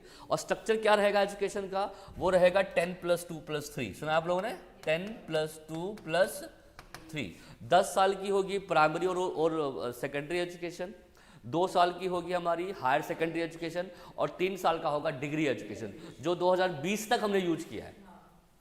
86 में आया, 68 में आया था, और 2020 तक हमने यूज किया है। और ये जो 10+2+3 का जो एजुकेशन स्ट्रक्चर आया था, वो DS कोठारी के द्वारा दिया गया था। अब इससे पहले भी कोई स्ट्रक्चर था क्या? इससे पहले भी एक स्ट्रक्चर था बच्चों। इससे पहले था 8+3+3। सुना आप लोगों ने? ये दिया था किसने? मुदलियार ने। मुदालियर सुना आप लोगों ने नाम? मुदालियर कमीशन ने दिया था ये, जो कि 1952 में आया था। इन्होंने कहा था भाई 8 साल की सेकेंडरी एजुकेशन होगी, माध्यमिक शिक्षा 8 साल की, 3 साल का हायर सेकेंडरी एजुकेशन, और 3 साल का डिग्री, यानी कि 11 साल की होगी हमारी सेकेंडरी एजुकेशन। यानी कि पहले ना 11वीं पास आपने कर लिया ना, तो 12वीं नहीं हुआ करती थी, सीधा कॉलेज। आज भी आप जाओगे ना बहुत सारी जगह पर, जैसे हमारे बिहार में आज भी होता है सर, 11वीं पास कर लिया आपने, 12वीं के बाद आप 12वीं में जाओगे, सीधा आप कॉलेज में चले जाओगे। हायर एजुकेशन, मतलब हायर एजुकेशन हमारी होती है, उसमें चले जाओगे। हैं? हाँ, मैं बिहार से हूँ भाई। हाँ, ठीक है। तो 10+2+3 का प्रोसेस है। अब इसके बाद क्या हो गया? 10+2+3, जो अभी हमारा अभी तक 2020 तक चला था, क्या हो गया था ये? 10+2+3। इसके बाद हो गया 10+2+3। अब कौन सा प्रोसेस हो गया 2020 की पॉलिसी में? 5+3+3+4। 5 साल की प्री प्राइमरी एजुकेशन, 3 साल का प्राइमरी एजुकेशन, 3 साल का मिडिल एजुकेशन, और 4 साल का सेकेंडरी एजुकेशन। ठीक है बात? ठीक है, तो ये स्ट्रक्चर हो गया। तो देखो स्ट्रक्चर कहाँ था पहले? 52 में क्या आया था? 8+3+3। उसके बाद 68 में क्या आ गया था? 10+2+3। और 2020 में आ गया 5+3+3+4। 4, ये ध्यान रखना है बच्चों। तो ये याद रखना 10+2+3 का स्ट्रक्चर DS कोठारी द्वारा लाया गया था और 68 की पॉलिसी में इसको रखा गया था। तीसरा पॉइंट वही था, वो 3 language formula. 3 language formula. 3 language formula का मतलब क्या होता है कि 3 ही भाषा सूत्र, 3 भाषा पढ़ाई जाएगी बच्चों को। इसमें देखो इन्होंने क्या कहा था, देखो इसका ना थोड़ा सा समझना बड़ा ज़रूरी है और ये आपके एग्जाम में भी आएगा कि NCF के अंदर भी 3 लैंग्वेज फॉर्मूला दिया हुआ है, ठीक है। तो 3 लैंग्वेज में क्या था, फर्स्ट जो लैंग्वेज होगी ना, फर्स्ट जो लैंग्वेज होगी वो होगी हिंदी या मदर लैंग्वेज। क्या होगी? हिंदी या मदर लैंग्वेज। अब ये हिंदी या मदर लैंग्वेज का मतलब क्या हुआ? जिसकी हिंदी मदर लैंग्वेज है वो हिंदी पढ़ेंगे और जिसकी हिंदी मदर लैंग्वेज नहीं है तो वो अपनी मदर लैंग्वेज का यूज करेंगे, जो भी वो अपनी उनकी भाषा होगी मदर लैंग्वेज वो। जो सेकंड लैंग्वेज होगी वो होगी इंग्लिश। क्या होगी? इंग्लिश या तो इंग्लिश या वो लैंग्वेज जो फर्स्ट लैंग्वेज नहीं है। क्या बोला मैंने? वो लैंग्वेज जो फर्स्ट लैंग्वेज नहीं है। द लैंग्वेज इंग्लिश या not at as first language. मतलब ये हुआ कि मान लो आपने यहाँ पे हिंदी ले लिया तो यहाँ हिंदी ले सकते हैं आप, तो हिंदी ऑलरेडी ले चुके हो, तो या आप कोई भी रीजनल लैंग्वेज ले सकते हो, आपकी मर्जी है, या इंग्लिश ले सकते हो, आपकी मर्जी है। इंग्लिश आप लेके पढ़ सकते हो यहाँ पर, है ना। तो इंग्लिश आपने अब ये नहीं कि अब इंग्लिश यहाँ पे पढ़ लिया, या तो वो लैंग्वेज लो जो कि फर्स्ट लैंग्वेज ना हो। जैसे आपने यहाँ पे हिंदी ले तो यहाँ पे अपने मॉडर्न लैंग्वेज कोई भी अपनी लैंग्वेज ले सकते हो, या आपने अगर यहाँ पे मदर लैंग्वेज ले तो यहाँ पे हिंदी ले सकते हो, आपकी मर्जी है। बट वो लैंग्वेज फर्स्ट लैंग्वेज नहीं होनी चाहिए जो आपने सेकंड लैंग्वेज में लिया है। ऐसा नहीं कि सेकंड भी वही है और फर्स्ट भी वही है, ऐसा नहीं होना चाहिए। तीसरी बात, थर्ड लैंग्वेज जो होगी वो कोई भी मॉडर्न लैंग्वेज हो सकती है, संस्कृत, हिंदी, इंग्लिश, जो भी कुछ है, लेकिन not as second language. Second language नहीं होनी चाहिए बस खाली वो। अब मॉडर्न लैंग्वेज में तो इंग्लिश भी आ जाती है। अब तुम्हें इंग्लिश यहाँ भी ले लिया और इंग्लिश यहाँ भी ले लिया, अगर आपने यहाँ पे इंग्लिश लिया तो यहाँ पे कोई भी मॉडर्न लैंग्वेज जो आप पढ़ते हो सीखते हो वो ले सकते हो। कहने का मतलब ये है कि 3 लैंग्वेज में से 2 लैंग्वेज इंडियन आपको लेनी ही है, 1 लैंग्वेज कोई भी बाहर की आप ले सकते हो। तो वही मदर लैंग्वेज, हिंदी लैंग्वेज या अपनी मदर लैंग्वेज या कोई भी रीजनल लैंग्वेज, और तीसरी इंग्लिश लैंग्वेज। इंग्लिश ही चलती है। हाँ, कहते तो इंटरनेशनल लैंग्वेज है, लेकिन इंग्लिश को मॉडर्न लैंग्वेज में भी रखा गया है। इंग्लिश को आजकल हमारे देश में एसोसिएशन लैंग्वेज में भी इंग्लिश का यूज होता है। एनसीएफ ने कहा ग्लोबल लैंग्वेज भी तो इंग्लिश ही है। हमारा देश भाई हमारा देश यूनिक है ना भाई, समझे नहीं आपको? हाँ, बहुभाषी भाषा है, मल्टीलिंगुअल है। अब यूपी अगर केरला के किसी व्यक्ति को बात करनी होगी पंजाब के व्यक्ति से, कैसे बात करेगा? ऑब्वियसली बात है, उसको पंजाबी नहीं आएगी उसको। तो ग्लोबल लैंग्वेज है ना बच्चे, इंग्लिश ज़्यादा हमारे देश में हिंदी से के बाद अगर ज़्यादा लैंग्वेज बोली जाती है तो वही हमारी इंग्लिश ही बोली जाती है, क्योंकि इंग्लिश में आजकल देख लो कितनी सारी MNC कंपनी चलती है भाई। ऑफिशियल लैंग्वेज हर एरिया के अलग होती है। एसोसिएटिव ऑफिशियल लैंग्वेज जो है ना वो इंग्लिश है। ऑफिशियल लैंग्वेज हर स्टेट की, जैसे दिल्ली के अलग है, यूपी के अलग है, और मध्य प्रदेश की संस्कृत है ऑफिशियल लैंग्वेज। मतलब समझो, वो तो कागजी काम की भाषा होती है ना, वो आप कोई भी अपने हिसाब से रखते हो। चंडीगढ़ की इंग्लिश है तो हर जगह की अलग होती है, दिल्ली की भी हिंदी आपने पता होगा आप लोगों को, तो ये अलग होती है। बट एसोसिएशन पूछेगा आप लोगों से तो इंग्लिश लैंग्वेज होती है। एसोसिएट करने के लिए, बातचीत करने के लिए कौन सी भाषा होती है? तो इंग्लिश लैंग्वेज। तो ये आपको ध्यान रखना है, ठीक है। तो 3 लैंग्वेज फॉर्मूला की बात की गई थी, बस 3 भाषा सूत्र होंगे, यानी कि 3 भाषा बच्चों को क्या किया जाएगा? पढ़ाया जाएगा। और 3 भाषा में 2 भाषा इंडियन होगी। और ये आपको पता है आज तक लागू नहीं कर पाए हम लोग, क्योंकि आज तक इस पर बातचीत चलती है और इसको अच्छे रूप से हम लागू नहीं कर पाते। आगे अगर बढ़े अगर तो इसी में बात की गई थी सबसे पहली बार फ्री एंड कंपलसरी एजुकेशन, निःशुल्क और अनिवार्य शिक्षा। उन्होंने कहा भाई शिक्षा को निःशुल्क कर दो ना, क्यों पढ़ाएंगे? तो इसमें कहा गया था भाई फ्री एंड कंपलसरी एजुकेशन। अभी फ्री एंड कंपलसरी एजुकेशन जो है कौन से आर्टिकल में है? Right of free and compulsory education कौन से आर्टिकल में है? कौन से आर्टिकल में पूछ रहा हूं मैं?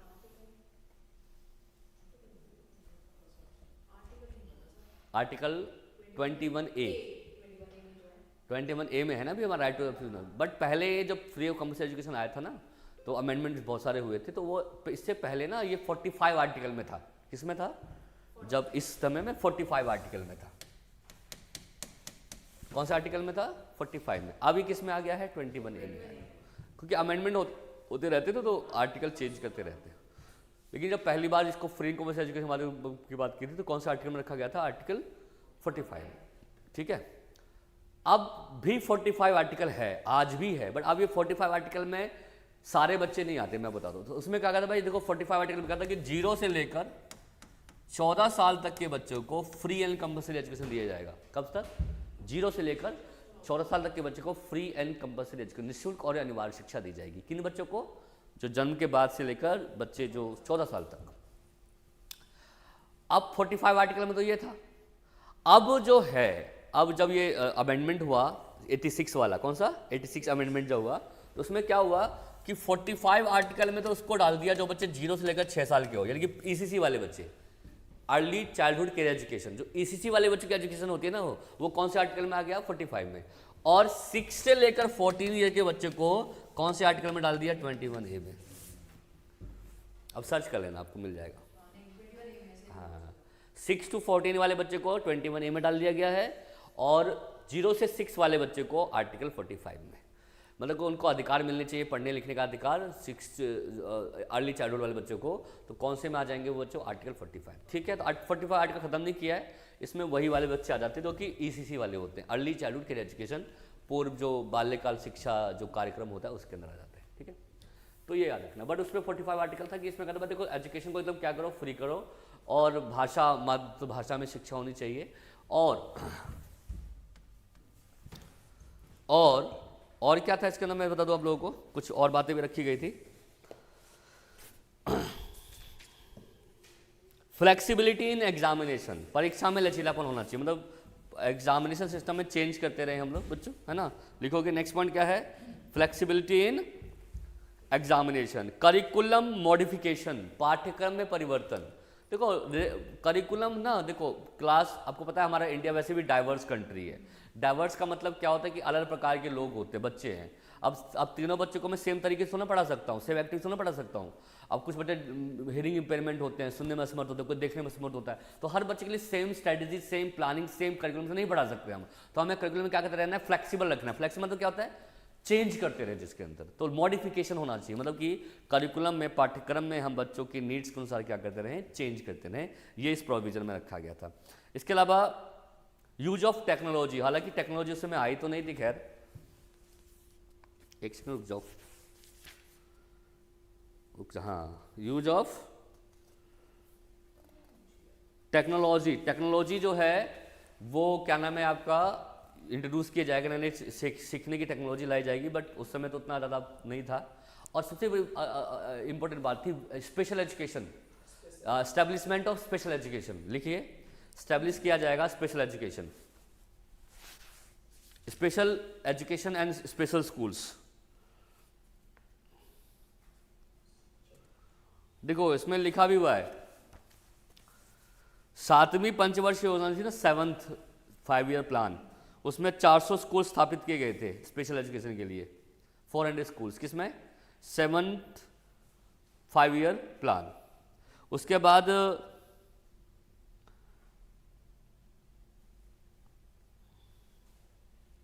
8वीं पंचवर्षीय योजना में हो गए सीधे 5000 स्कूल। देख रहे हो कितना चेंज लाया गया। अगले पंचवर्षीय योजना में हो गए 5000 लोग। और 9वीं पंचवर्षीय योजना में 10,000 का लक्ष्य रखा गया कि हम 10,000 स्पेशल स्कूल क्या करेंगे? खोलेंगे। तो आपकी बुक में नहीं होगा ना, हिंदी वाली बुक में लिखा हुआ है। मैंने क्या क्या कुछ कुछ चीज़ें ऐसी है ना, ये भेदभाव कर लेते बहुत ज़्यादा।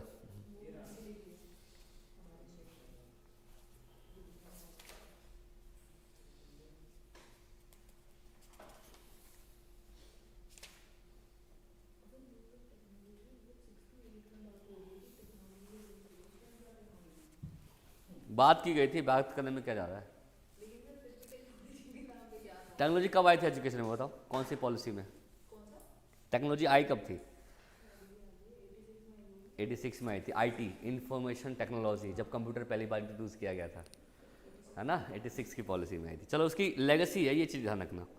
और वोकेशनल ट्रेनिंग पर फोकस किया जाएगा, लिख लो वोकेशनलाइजेशन, हाँ वोकेशनल ट्रेनिंग पर फोकस किया जाएगा, इसी में था ये बच्चों। वोकेशनल ट्रेनिंग क्या होती है, वही नहीं होता, व्यावसायिक शिक्षा जो है बच्चों को दिया जाएगा, ताकि पढ़ने के साथ साथ जो बच्चे हैं ना वो सेल्फ डिपेंडेंट बन पाएँ, आगे जॉब्स वगैरह ले पाएँ, या मतलब अपने जो खर्च होते हैं खुद वो निकाल पाएँ, ऐसा कुछ प्रकार का जो प्रोविज़न था वो रखा गया था, ताकि अच्छा एटमॉस्फेयर मिले और बच्चे अच्छे से क्या कर पाएँ, सीख पाएँ। ठीक है, तो ये हमने किसकी बात करी, 68 की पॉलिसी की बात करी। इसके अलावा इसमें इफेक्टिव सुपरविजन ऑफ स्कूल, ये भी लिखना, विद्यालयों का प्रभावी निरीक्षण, जो भी हम फैसिलिटीज़ प्रोवाइड कर रहे हैं ना उसकी देखरेख करने के लिए ना हम सुपरविजन करते रहें, ताकि टाइम टू टाइम की क्या समस्याएं आ रही हैं, क्या समस्याएं नहीं आ रही हैं, और उसको हम अच्छे तरीके से फिर डेवलप करें। अब ये देखो एक चीज़, आपको पता है ये जो पॉलिसी है वो फेल हो गई थी, 68 की पॉलिसी फेल क्यों हो गई थी, बताओ फेल होने का पीछे रीज़न क्या था? ये देखो इसके ना फंड्स, ओबीसी बात है, गरीब देश था तो फंड की कमी तो खैर होगी, तो ये पॉलिसी नहीं उतनी चली, इसके ये एक तरह से फेल सी ही हो गई। और फेल होने के सब रीज़न बहुत सारे थे। एक रीज़न ये था कि लैक ऑफ फंड की भाई कमी थी, पैसा था नहीं उतना, है ना, और था भी तो मैंने क्या कहा, गवर्नमेंट के पास तो थोड़ा बहुत हो भी गया, लेकिन जनता के पास तो बिल्कुल पैसा नहीं था। और जनता गवर्नमेंट सोचती थी भाई पैसा क्यों खर्च करे खाम खा, कितना एजुकेशन लेके क्या करेंगे, तो हम अपने काम में यूज करते, खाम खा क्यों पैसे को वेस्ट किया जाए। तो ये लोग थे, और पॉपुलेशन भी ठीक ठाक थी, वैसे तो उतनी ज़्यादा नहीं थी, बट फिर भी शिक्षा सही रूप से मतलब सही रूप से खर्च नहीं हो पाया था। दूसरा पर्सन ये था कि नो एक्शन प्लान, है ना, देखो छोटा मोटा काम भी हम करते हैं ना, तो ऐसे नहीं कि हम बिना गए और हमने बना दिया, हाँ भाई पॉलिसी लेके आ रहे हैं, हम पूरा एक्शन प्लान तैयार करते हैं। जैसे मान लो कि आपके घर में कोई छोटा मोटा सा फंक्शन ही है, तब बोले भाई इतने लोग बनाए जाएंगे, इतने ये सम होगा, ये कमी हो सकती है, ये मंगाना पड़ सकता है, ये लाना पड़ सकता है, आपका एक एक्शन प्लान है।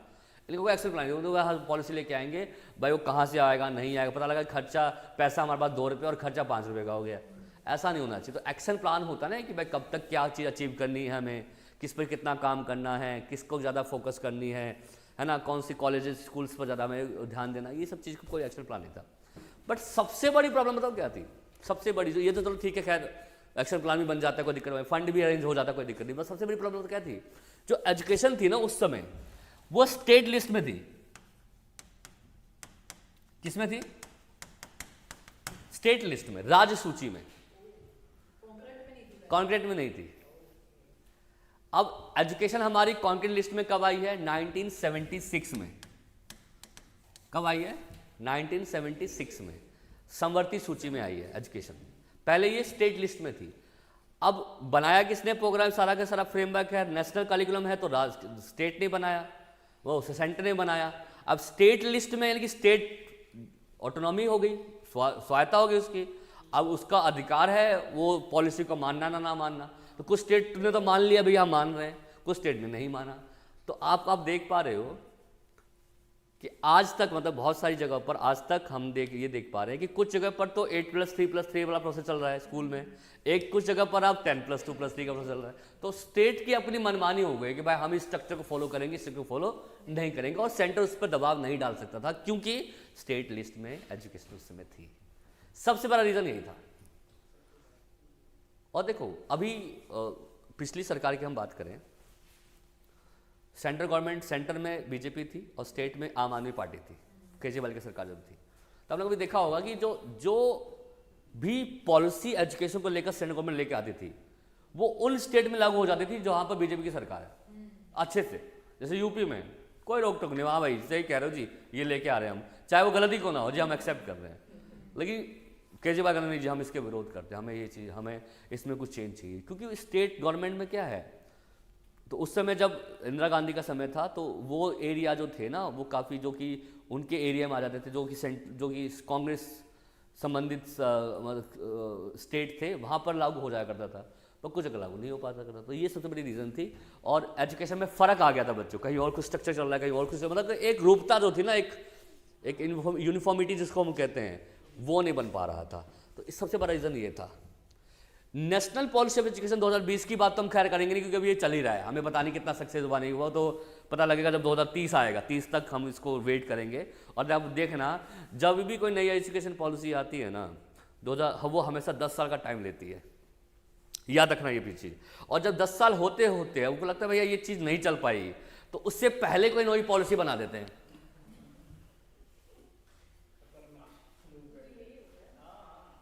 अब सर कैसे बात करें, मैं आपको बताता हूँ इसका बहुत अच्छा एग्जाम्पल।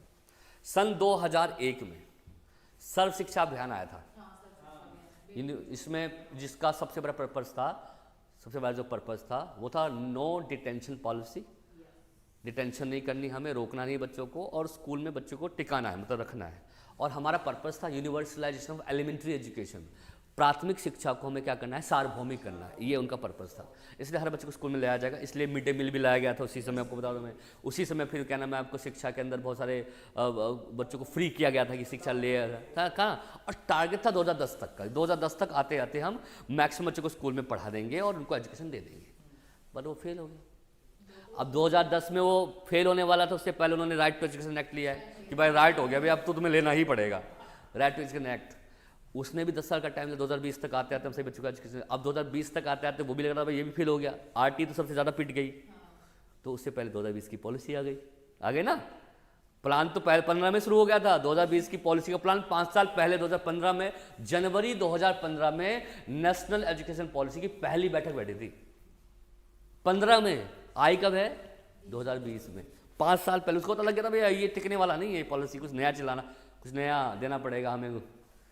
गवर्नमेंट आ गई थी कौन सी, 14 में गवर्नमेंट आ गई थी किसकी, मोदी की। तब मोदी बोला भैया आप इसको, ये लोग तो यार सबको फ्री एजुकेशन दे रहे हैं, ये तो यार सबको रोजगार दे रहे हैं, ऐसे कैसे हो सकता है, रोजगार सबको कैसे मिल जाएगी, सबको रोजगार मिल जाएगा तो फिर हमारे पीछे भागेगा कौन, अंधभक्त कौन बनेगा।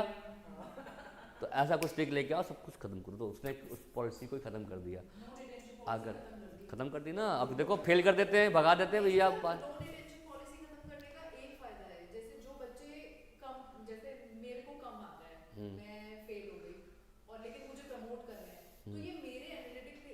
लेकिन अगर सोचो, चलो मैं आपकी बात उनका जो एनरोलमेंट रेशियो का जो बढ़ाने का जो सपना था वो कैसे पूरा हो पाता फिर। और ऐसे सबको फेल करते रहोगे आप, तो फिर कितने बच्चे स्कूल में आएंगे, बोले भाई तो स्कूल में फेल हो जाता है। अब 2 बार फेल हो गए, बोला नहीं यार छोड़ो, फेल हो गए, पढ़ तो रहे नहीं, अच्छा रोजगार में लगा दो, तो लगा उसको किसानी में लगा दिया। बिहार में देख लो ना, 1-2 बार बिहार में तो शिक्षा वैसे लोग ज़्यादा सीरियस लेते नहीं है, कुछ लोग लेते, कुछ लोग सीरियस लेते ही नहीं है, कुछ हालांकि अब तो चेंज काफ़ी आ गया बच्चों। अब बिहार रहा ही नहीं, इवन कोई भी जो गांव वाले एरिया ना, वो गांव वाले एरिया रहा ही नहीं है। मैं आपको बता दूँ, काम भी अच्छा किया। तो रोड गली गली तक, मैं अभी गांव से होकर आया हूँ 1 हफ्ते, मैं पिछले संडे इसलिए नहीं आ पाया था क्योंकि मैं गांव गया हुआ था। मतलब कि गली के अंदर जो होता है ना, गली के अंदर तक का जो एक छोटा सा कोना निकलता है कि भाई इस गली का कट से अंदर रास्ता निकल रहा है गली के अंदर, वो रोड भी बना दिया है। वो रोड पक्के का रोड बना दिया है, वो गली वाला रोड जो पक्के है। यहाँ पे गली रोड पे कभी देखा पक्के को नहीं, वो तो नहीं, पक्का रोड, पतली सी गली है ना, वो भी रोड बन गया, लाइट प्रॉपर आ रही है। और जो अब क्या होता है कि हम लोगों में ना ब्रह्म स्थान होता है, ब्रह्मा का स्थान होता है एक पेड़, तो क्या होता है कि पेड़, वो जो ब्रह्म स्थान होता है वो खेतों में होता है, मतलब खेतों के बीच में या पेड़ों के बीच में होता है। अब वो रोड निकल रही है, रोड किससे कट होकर निकल रहा है, वहां से 1 किलोमीटर है ब्रह्म स्थान। अब वो 1 किलोमीटर में जो रास्ता होता है मट्टी का होता है, वो उसको आयर टाइप का होता है, ऐसे करके चलना पड़ता है, इतना सा स्पेस होता है, उसमें से गाड़ियाँ वगैरह हल्की फुल्की, मतलब बाइक भी निकल जाती है, बट बड़ी बड़ी गाड़ी निकल सकती है, मतलब केवल आप बाइक निकाल सकते हैं वहाँ से। वो रास्ता जा रहा है कम से कम 1 किलोमीटर तक, और वो स्थान पर वो रास्ता तक फर्श बना दिया है। नहीं तो पिछले 25 साल में मैंने कभी इतना ड्रेस्टिक चेंज नहीं देखा उसके अंदर। तो अब देखो, इससे ना देखो अच्छी बात है किया, बट इससे क्या है कि गांव लगता नहीं, हर चीज अवेलेबल वहां पर। भाई गांव होते हुए अवेलेबिलिटी कैसे हो सकती है भाई। हमें, मुझे याद है, मैं एक बार पिछली बार की बात कर रहा हूँ, मतलब हो गए होंगे 2000 कोविड के आसपास गया था एक बार वो गाँव। तो जैसे यहाँ पे नहीं होता, जैसे मैगी बनाने के लिए मैगी मसाला होता है, मैगी मसाला हम लोग गली में गए, किसी की दुकान पे आपको मिल जाता है। मैगी मसाला लाने के लिए हमको ना कम से कम 20 किलोमीटर आगे जाना पड़ता था, इतना वो था बच्चे, सामान नहीं मिल रहे थे। अब तो भैया नुक्कड़ पर, इवन आप देखिए, अब जो देखते हो गली कुच्ची में नहीं होता है वो चाउमीन वाला बैठा रहता है, कोई बर्गर वहाँ पर भी आपको मिलेगा, आपको बर्गर वाला अलग से, चाउमीन वाला अलग से, क्या मतलब ये चीज़ें हो गई हैं। पक्के के मकान सारे हो गए, भूसे के मकान अब है ही नहीं, खत्म हो गए। मतलब कि देखो ये अच्छी बात है, होना चाहिए, लेकिन ना वो गांव कैसे लगेगा जब उसमें ये सब चीज़ें नहीं होगी। वही वाली बात है। तो चीज़ें ठीक है, अच्छी हो रही है, चेंज आ रहे हैं, बट ये है रोड अच्छा काम किया, अच्छा किया आपने, ये अच्छी बात है कि मेरे को रोड जरूरी है, वो तो एक नेसेसिटी। तो जो चीज़ बेसिक चीज़ें हैं वहाँ की, उसको भी अगर आप सुधार रहे तो फिर वो भी क्या फ़ायदा। तो ये चीज़ याद रखना, ये पॉलिसी नहीं चली थी। उसके बाद नेक्स्ट पॉलिसी कौन सी आई, इसी का रिवाइज आया 1986 की नेशनल पॉलिसी ऑफ एजुकेशन। ये देखो, ये सबसे ज़्यादा चलने वाला प्रोसेस था बच्चों, सबसे ज़्यादा लगा लीजिए एजुकेशन में जो चेंज लेके आया था वो यही पॉलिसी लेके आया था, ठीक है। और तीनों नेशनल एजुकेशन पॉलिसी में मैं बात कर लूँ, तीनों नेशनल एजुकेशन पॉलिसी के अंदर जो सबसे बड़ी और सबसे अच्छी एजुकेशन पॉलिसी थी वो यही वाली थी। ये ध्यान रखना, कौन सी, जो हमारी 2000। क्यों, क्योंकि पहली बात तो देखो एक्शन प्लान तैयार सेट किया गया इसका। दूसरी बात, एजुकेशन किस में आ गई, अब कॉन्ट्री लिस्ट में आ गई, यानी कि अब स्टेट गवर्नमेंट की भी जवाबदेही होगा, सेंट्रल गवर्नमेंट। अब सेंट्रल गवर्नमेंट मनमानी नहीं कर सकता और स्टेट गवर्नमेंट मनमानी नहीं कर सकता। कुछ सेंट्रल गवर्नमेंट के हाथ में आ गया, कुछ स्टेट गवर्नमेंट के हाथ में आ गया। अब ऐसा नहीं कि केवल सेंट्रल गवर्नमेंट अब बहुत बड़ी हो गई, स्टेट गवर्नमेंट अब छोटी हो गई, नहीं, दोनों का अधिकार रहेगा। बट कुछ डिसीजन में सेंट्रल गवर्नमेंट मनमानी कर सकती है, कुछ डिसीजन में स्टेट गवर्नमेंट मनमानी कर सकती है, बट पूरे तरीके से अस्तित्व नहीं होगा, ऐसा कहा गया था। बट जैसे सेंट्रल गवर्नमेंट ने कहा भाई ये चीज़ आपको करनी है, तो वो उसको करने के लिए आगे बढ़ेगा, उसको मना नहीं कर सकता। बट आपको पता 2020 की जो पॉलिसी है लागू की हुई थी, उसमें ये कहा गया था भाई स्टेट आर नॉट बाउंड, चाहो तो लागू करो, चाहे तो लागू ना करो। ये थोड़ा सा अटपटा लगा कि भाई ये क्यों कहा, जब आपने इतने बड़े लेवल पर चीज़ बनाई है तो हर स्टेट को बोलो लागू करने के लिए। मतलब आप इतने अच्छे लेवल पर बनाते हो, फिर आप ये कहते हो कि भाई स्टेट आर नॉट बाउंड, ये क्या बात है भाई। तो अब अच्छा से मान लो कि मैं दिल्ली हूँ, मैंने बोल दिया कि अब मेरी सरकार, अब हालांकि दिल्ली में भी तो बीजेपी की सरकार हो गई, मान लो कि मैं कोई स्टेट हो जहाँ पे कांग्रेस सरकार, मैं कहता मैं नहीं माना जी जा, फिर वही वाली बात होगी स्टेट। जब आप ये कह रहे हो कि स्टेट आर नॉट बाउंड, तो क्या फायदा इसको करने का। फिर तो वही वाला कहीं पर 5+3+3+4 का प्रोसेस चलेगा और कहीं पर वही 10+2+3 का प्रोसेस करेगा, तो क्या फायदा हुआ। फिर तो वही डिफरेंस तो आ गया ना, कॉमन स्कूल सिस्टम रहा कहाँ फिर। तो ये गवर्नमेंट यार क्या करती है क्या नहीं करती है, ये तो भैया। और एक बात ये समझ में नहीं आती कि आइडिया देता कौन है इनको, ऐसा करना चाहिए तुमको यार, समझ में नहीं आता। नहीं, एक तो होता है ना कि भाई एक होता है कि ये आइडिया मिल देना चाहिए, ये आइडिया हाँ सही है। अब ये बात आप मानो, जो पिछली सरकार थी कांग्रेस की, उसमें लोग पढ़े लिखे थे काफ़ी, मतलब वकील देखो ना अभी ये, अरे कपिल सिब्बल का नाम सुना आप लोगों ने भाई। 2020 की जो 2009 की जो एक्ट आया था, किसकी रिकमेंडेशन में था, उसी का था, ये लाना चाहिए हमें एजुकेशन के अंदर। लोग थे पढ़े लिखे उसके, मनमोहन सिंह देख लो, बहुत बड़ा शास्त्री भाई साहब देख लो, तो उस समय थे लेवल। इस समय देख लो आप 5वीं पास 5वीं फेल को लगा देते एजुकेशन मिनिस्टर, पढ़ना नहीं आता उसको ढंग से, और वो एजुकेशन मिनिस्टर बना दिया गया।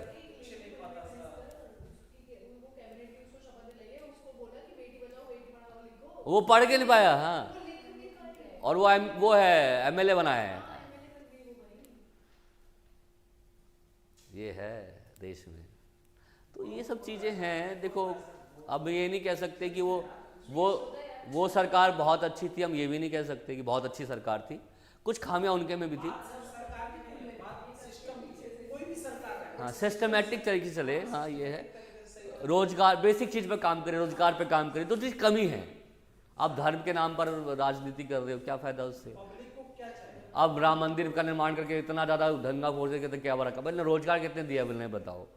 करप्शन देश में कभी मिटी है नहीं यार, पहले थी आज भी है, बट आज ज़्यादा हो गई। अब देखो अब ये जो नई एजुकेशन पॉलिसी आई थी 86 वाली, ये थोड़ी सी ज़्यादा अच्छी मानी गई थी।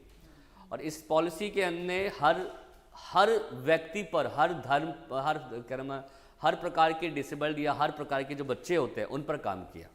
लाइक इन्होंने SC ST को भी प्रमोट किया, इन्होंने जो ओबीसी वाले बच्चे उनको भी प्रमोट किया, इन्होंने एडल्ट एजुकेशन को भी प्रमोट किया, इन्होंने क्या नाम है आपका मतलब लाइक माइनॉरिटी वाले जो बच्चे होते हैं उनकी एजुकेशन, अल्पसंख्यक जिसको बोलते हैं उनको एजुकेशन को भी प्रमोट किया, हर इवन डिसेबल बच्चे को भी प्रमोट करने के बाद इसी पॉलिसी के अंदर सबसे पहली बार बात की गई थी इंक्लूसिव एजुकेशन की, समावेशी शिक्षा की। तो ये पॉलिसी काफ़ी अच्छी थी और ये चली भी गई, इसके सारी बातों को माना भी गया। क्यों माना गया? क्योंकि एजुकेशन काउंसिल लिस्ट में आ गए थे, कांग्रेस लिस्ट में आ गई थी। अब इसमें कुछ बातें वही थी कॉमन जो कि पिछली गवर्नमेंट पिछले पॉलिसी में अच्छी तरीके से नहीं डेवलप हो पाई। वो क्या थी बच्चे? वही common school system, common school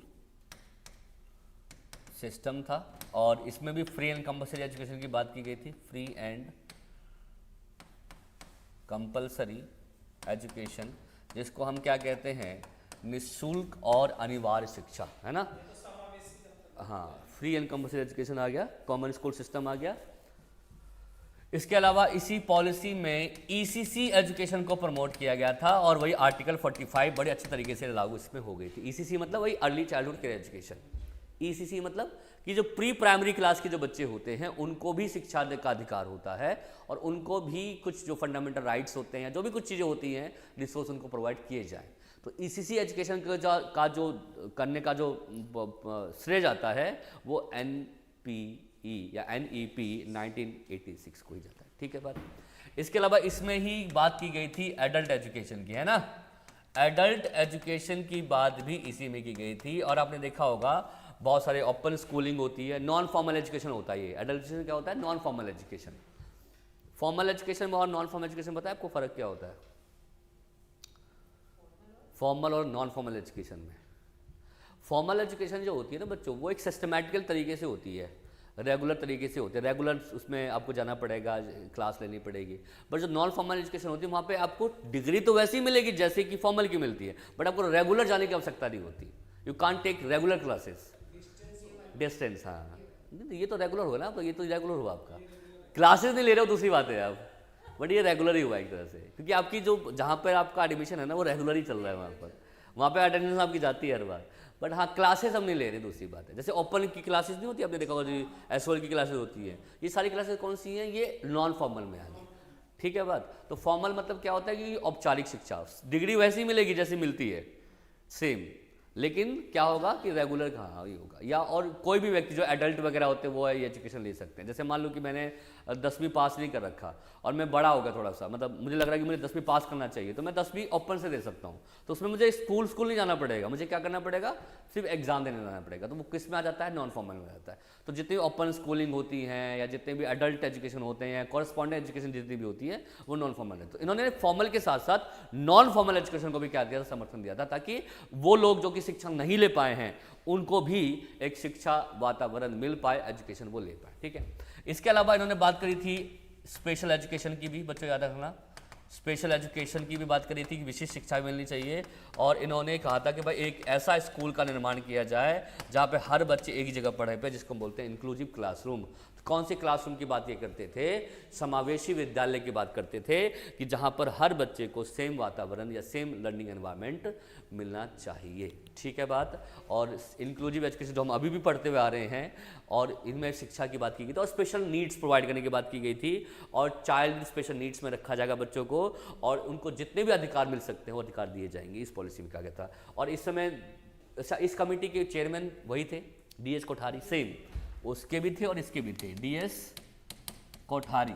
और लेकिन देश के प्रधानमंत्री बदल गए थे, उस समय इंदिरा गांधी थी, इस समय राजीव गांधी हो गए थे। इंदिरा गांधी की मृत्यु हो गई थी, आपको पता है ना बच्चों। फिर राजीव गांधी जी को ये काम दिया गया था कि आप ये जो एजुकेशन पॉलिसी का जो मतलब समर्थन करेंगे और उसको आगे बढ़ाने का काम आपको करना होगा। ठीक है। इसमें कुछ चीज़ें और कॉमन थी, वही स्ट्रक्चर वही था एजुकेशन का, 10+2+3, 10 साल की प्राइमरी अपर प्राइमरी एजुकेशन, 2 साल का सेकेंडरी एजुकेशन एंड 3 साल का डिग्री एजुकेशन, इसमें भी रखा गया था बच्चों। इसमें भी बात की गई थी सेम चीज की भाई 3 लैंग्वेज फॉर्मूला, 3 लैंग्वेज फॉर्मूला। ठीक है। 3 लैंग्वेज फॉर्मूला की बात की गई थी, जिसको हम क्या बोलते हैं? त्रिभाषा सूत्र। 3 भाषाएं होंगी जिसमें 2 भाषा इंडियन होगी एक भाषा कोई भी बाहर की फॉरेन लैंग्वेज हो सकती है, 3 भाषाओं के अंदर 2 भाषा को हम इंडियन भाषा में रखेंगे। इसके अलावा इसी में कहा गया था, भाई 3 लैंग्वेज फॉर्मूला हो गया। इसके बाद इसी में आया था बच्चों कि सबसे बड़ी लेगेसी इस पॉलिसी की क्या थी, सबसे बड़ी लेगेसी क्या चीज नया इंट्रोड्यूस किया गया था इसके अंदर, वो है आईटी की शुरुआत। आईटी जानते हो क्या होता है? इंफॉर्मेशन टेक्नोलॉजी, है ना।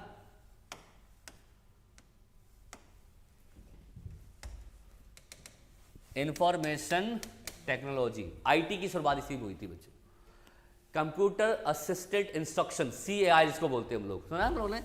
कंप्यूटर बेस्ड एजुकेशन इसी में स्टार्ट हो गया था बच्चों। और उस जब ये पहली बार आया था ना बच्चों, तो लोग बहुत ज़्यादा कंप्यूटर, लोग हर लोगों के पास नहीं था बच्चे उस समय, और अवेलेबिलिटी भी कहाँ हुआ करते थे। तो हमें कंप्यूटर जब क्लास लगती थी ना, तो बड़ा मजा आता था, यार कंप्यूटर क्लास मिलने वाली, चलो चलते हैं।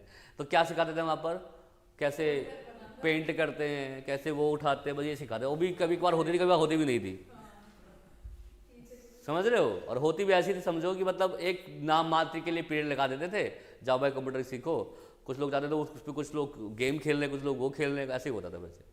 कुछ लोग तो पता लगा आधे कंप्यूटर का वो कीबोर्ड ही टूटा पड़ा था, आगे का वो क्या नाम है मॉनिटर ही खराब पड़ा हुआ था, किसी का तार ही निकला हुआ है, चल ही नहीं रहा है। तो ऐसा ही सिस्टम था बच्चे। और सभी बात होती है कि कुछ ही लोगों के पास ये थी, सबके पास तो थी भी नहीं इस पर। तो कुछ लोगों के पास थी और कुछ लोग ही इसको क्या कर रहे थे, सही रूप से वो कर रहे थे। तो आईटी की शुरुआत हुई थी बच्चों, CAI कंप्यूटर असिस्टेंट इंस्ट्रक्शन की शुरुआत इसमें हुई थी। और उस समय इंटरनेट भी नहीं था, इंटरनेट भी बहुत बाद में आया है। कब आया इंटरनेट, पता है आपको? इंटरनेट कब आया है? हाँ 1988, मतलब 2000 से 1-2 साल पहले की बात है वैसे। उसके बाद ही तो सारे के सारे जो सोशल मीडिया ऐप्स आने लगे थे, कोड और कुट हो गया, लाइक फेसबुक हो गया, ये सब उसी के बाद आया बच्चों। जीमेल वगैरह जो था 2000, हाँ जीमेल उससे पहले चलता था। जीमेल 2001 3-4 में आ गया था मुझे ख्याल से। उसी के बाद ये सारे के सारे जो ऐप वो हैं सोशल मीडिया वगैरह जो ये होते वो सारे स्टार्ट हो गए थे बच्चों। और बहुत लोग को क्रेज होता था ऑटो पे अकाउंट बनाने का, है ना, ये मैंने अकाउंट बनाया देखो, है ना। तो ऐसे था लोगों के अंदर। तो मतलब लाइक तो उसके अब देखो अब कितनी टेक्नोलॉजी एडवांस हो गई है बच्चों, पहले कितनी थी। अब आईटी का ज़माना नहीं, अब आईसीटी का ज़माना है, इंफॉर्मेशन एंड कम्युनिकेशन टेक्नोलॉजी। आजकल तो लोग पहले तो ये था कि मुझे याद है कि फ़ोन पे बात करने के लिए ना घंटों से लाइन लगा करती थी। जैसे हमें गांव में बात करना तो घंटों लाइन लगा करती थी। और वो एक नहीं वो इलेक्ट्रॉनिक तरीके से आप जितनी देर बात करोगे उतनी देर को उसका एक वो बिल आता था, इलेक्ट्रिक बिल। और सिक्के डालने वाला भी हुआ करता था, 1 मिनट बात करना है, अब 1 मिनट में आपको एक सिक्का काम करेगा तो बोलते थे। तो ये हुआ करता था पहले। लेकिन आप देखो आजकल मान लो किसी को बात करनी हो तो हम लोग वीडियो कॉल से बात कर लेते हैं, कॉन्फ्रेंस करके बात कर ले, 4 लोग जोड़ कर हम बात कर रहे हैं, देख रहे हो, इंटरनेशनली बात कर रहे हो, लोग बैठा हुआ कहीं और है और यहाँ से बात हो रही है। तो आजकल एडवांस हो गया। तो पहले था केवल आईटी, अब हो गया है आईसीटी, इंफॉर्मेशन कम्युनिकेशन टेक्नोलॉजी। और 2004 के बाद, 2004 सुना आप लोगों ने, उस समय किसकी सरकार थी 2004 के आसपास? नहीं, कांग्रेस की 9 में आई थी ना, बीजेपी की सरकार थी, अटल बिहारी वाजपेयी उस समय देश के वो थे। उनके काल में ही आईसीटी की शुरुआत की गई थी बच्चों, इंफॉर्मेशन एंड कम्युनिकेशन टेक्नोलॉजी। ये ध्यान रखना कि इन्फॉर्मेशन को और अच्छा पुख्ता किया जाए और कम्युनिकेशन के लिए भी हम क्या करें, इन टेक्नोलॉजी का क्या करें, यूज करें। ठीक है, तो ये आपको ध्यान रखना है। तो आईटी की शुरुआत इसी पॉलिसी में की गई थी, 86 की पॉलिसी के अंदर ही, और स्पेशल एजुकेशन पर ध्यान दिया गया था। और सबसे इंपॉर्टेंट काम जो किया गया था, हालांकि उस पर अच्छे तरीके से वर्क खैर नहीं हो पाया, बट किया गया था, होता कॉन्टिन्यूस इवेल्युएशन। लगातार असेसमेंट करेंगे बच्चे का हम, continuous, not CC, continuous evaluation. CC तो सही रूप से आया था एनसीएफ के अंदर, यस, कॉन्टिन्यूस इवेल्युएशन, कि हम बच्चे का क्या करेंगे, लगातार आंकलन करेंगे बच्चों। लगातार मतलब रेगुलर असेसमेंट किया जाएगा ताकि बच्चों में आने वाली प्रॉब्लम्स को हम ढूंढ पाएं और उसको सॉल्व कर पाएं। मेनली क्या गया था, इंप्रूवमेंट के लिए। जो डर होता है ना बच्चों एग्जामिनेशन का, एक फोबिया होता है, एक फियर होता है कि यार फिर एग्जाम आने वाला है, हाफ ईयरली एग्जाम आएगा, फाइनल एग्जाम आएगा, तो हम कैसे कर पाएंगे। तो डर को खत्म करने के लिए कॉन्टिन्यूस इवैल्यूएशन की बात की गई थी, लेकिन सही रूप से लागू नहीं हो पाया था। वो किस में लागू होता था, एनसीएफ 2005 आया था, ध्यान रखना। बट सबसे इंपॉर्टेंट काम क्या था कि देखो लोग क्या थे कि टीचर तो बन रहे हैं, बट कैसे बन रहे हैं, जैसे बीए पास किया हमने और टीचर बन गए। 12 पास किया हम टीचर बन गए, पहले ऐसा प्रोसेस था। कोई बीएड जेबीटी कोई भी कैसा टीचिंग ट्रेनिंग कोर्स का कोई सिस्टम होता नहीं था पहले। तो गवर्नमेंट का भाई आजकल तो कोई भी है कि टीचर बन जा रहा है, तो क्वालिटी एजुकेशन ना नहीं हो पा रही है, क्वालिटी टीचर नहीं आ पा रहे हैं, तो हमें इस पर बहुत पुख्ता से काम करना पड़ेगा। तो टीचर ट्रेनिंग जो इंस्टीट्यूट्स हैं वो खोले जाएंगे और उनके ऊपर मतलब रेगुलर करने के लिए जो रेगुलेटरी बॉडीज होती हैं वो बनाए जाएंगे। तो आप देखना जितने भी टीचिंग इंस्टीट्यूट्स या टीचिंग ट्रेनिंग इंस्टीट्यूट खोले गए हैं वो सब 1986 के बाद ही खोले गए हैं। DIIT की स्थापना 86 के बाद 92 के आसपास हुई है। SCERT की स्थापना जो स्टेट लेवल पर एजुकेशन प्रोवाइड करता है, ट्रेनिंग प्रोवाइड करता है, उसकी स्थापना। NCTE की स्थापना जो कि बीएड को वो देती है, रेगुलेटरी देती है। NCT नेशनल काउंसिल एजुकेशन जिसके थ्रू आप लोग बीएड कर रहे हो। ये सारे के सारे जो बॉडीज़ हैं ये कब आई हैं बच्चों? 86 की पॉलिसी के बाद। इवन एडल्ट एजुकेशन के लिए भी फोकस जो किया था वो 86 के बाद ही हुआ। इससे पहले था ही नहीं ना, एडल्ट एजुकेशन कोई बात ही नहीं था। इग्नू देखो फेमस है ना अभी एजुकेशन, वो उस समय पॉलिसी के बाद ही फेमस हुआ था बच्चों। तो ध्यान रखना, तो जितने भी टीचिंग ट्रेनिंग इंस्टीट्यूट्स हैं या टीचिंग ट्रेनिंग पर सबसे ज़्यादा ध्यान जो था वो इसी पॉलिसी में दिया गया था। और सभी प्रकार के लोगों के लिए, चाहे वो एडल्ट एजुकेशन हो, चाहे वो माइनॉरिटी वाला एजुकेशन हो, चाहे वो ST/SC एजुकेशन हो, सबके लिए स्कूल्स की व्यवस्था होगी और स्कूल खोले जाएंगे। और कोर्स को भी डाइवर्सिफाई करेंगे। मतलब क्या करेंगे? कोर्स को क्या करेंगे? डाइवर्सिफाई कोर्स जानते हो क्या होता है?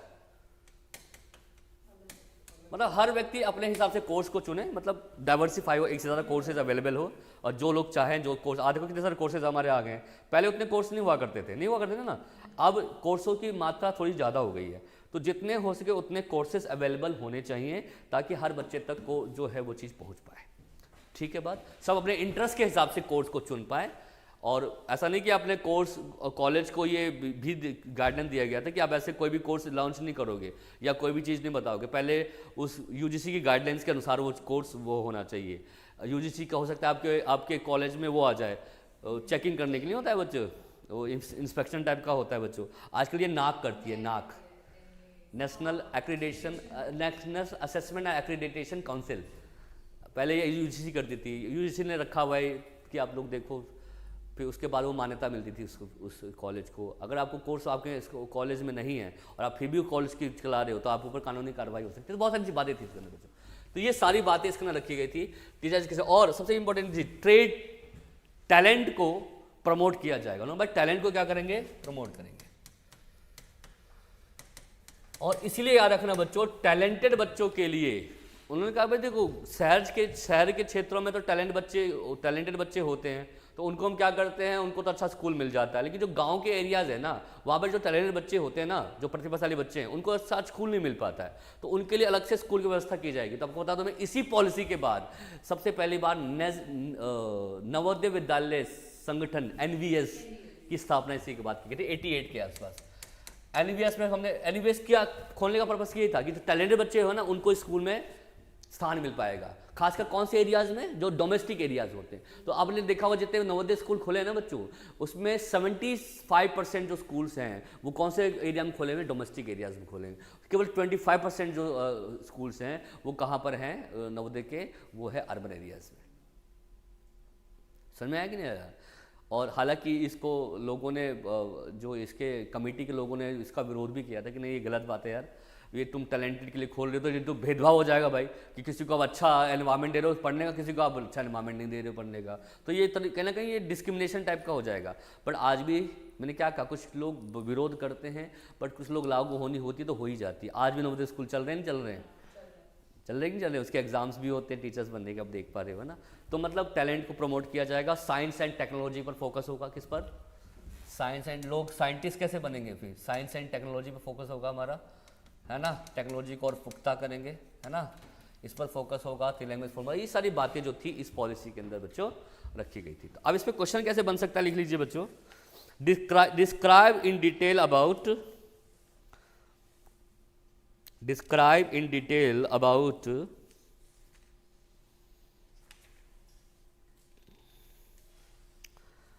National policies of education. National policies of education ये बोल दिया मैंने, तो नेशनल पॉलिसी आपको दोनों लिखनी पड़ेगी, 68 वाली भी और 86 वाली भी। हाँ, ये अलग अलग भी पूछ सकता है और डिटेल अंदर मिक्स करके भी पूछ सकता है आपसे।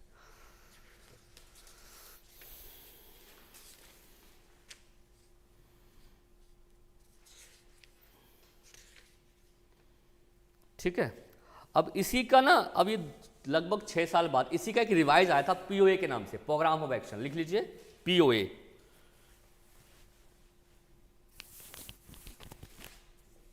सुना आपने इसके बारे में?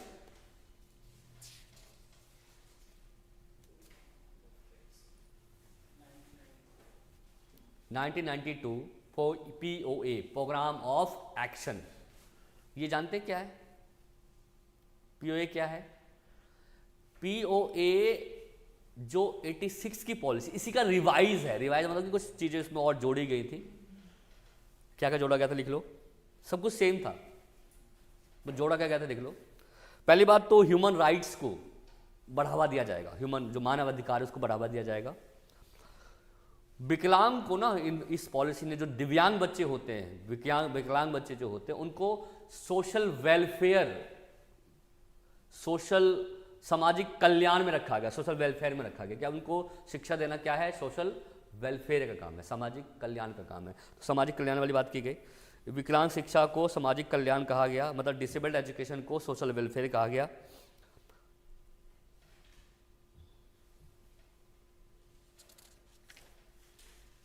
सोशल वैल्यूज पर फोकस किया गया, सामाजिक मूल्यों पर।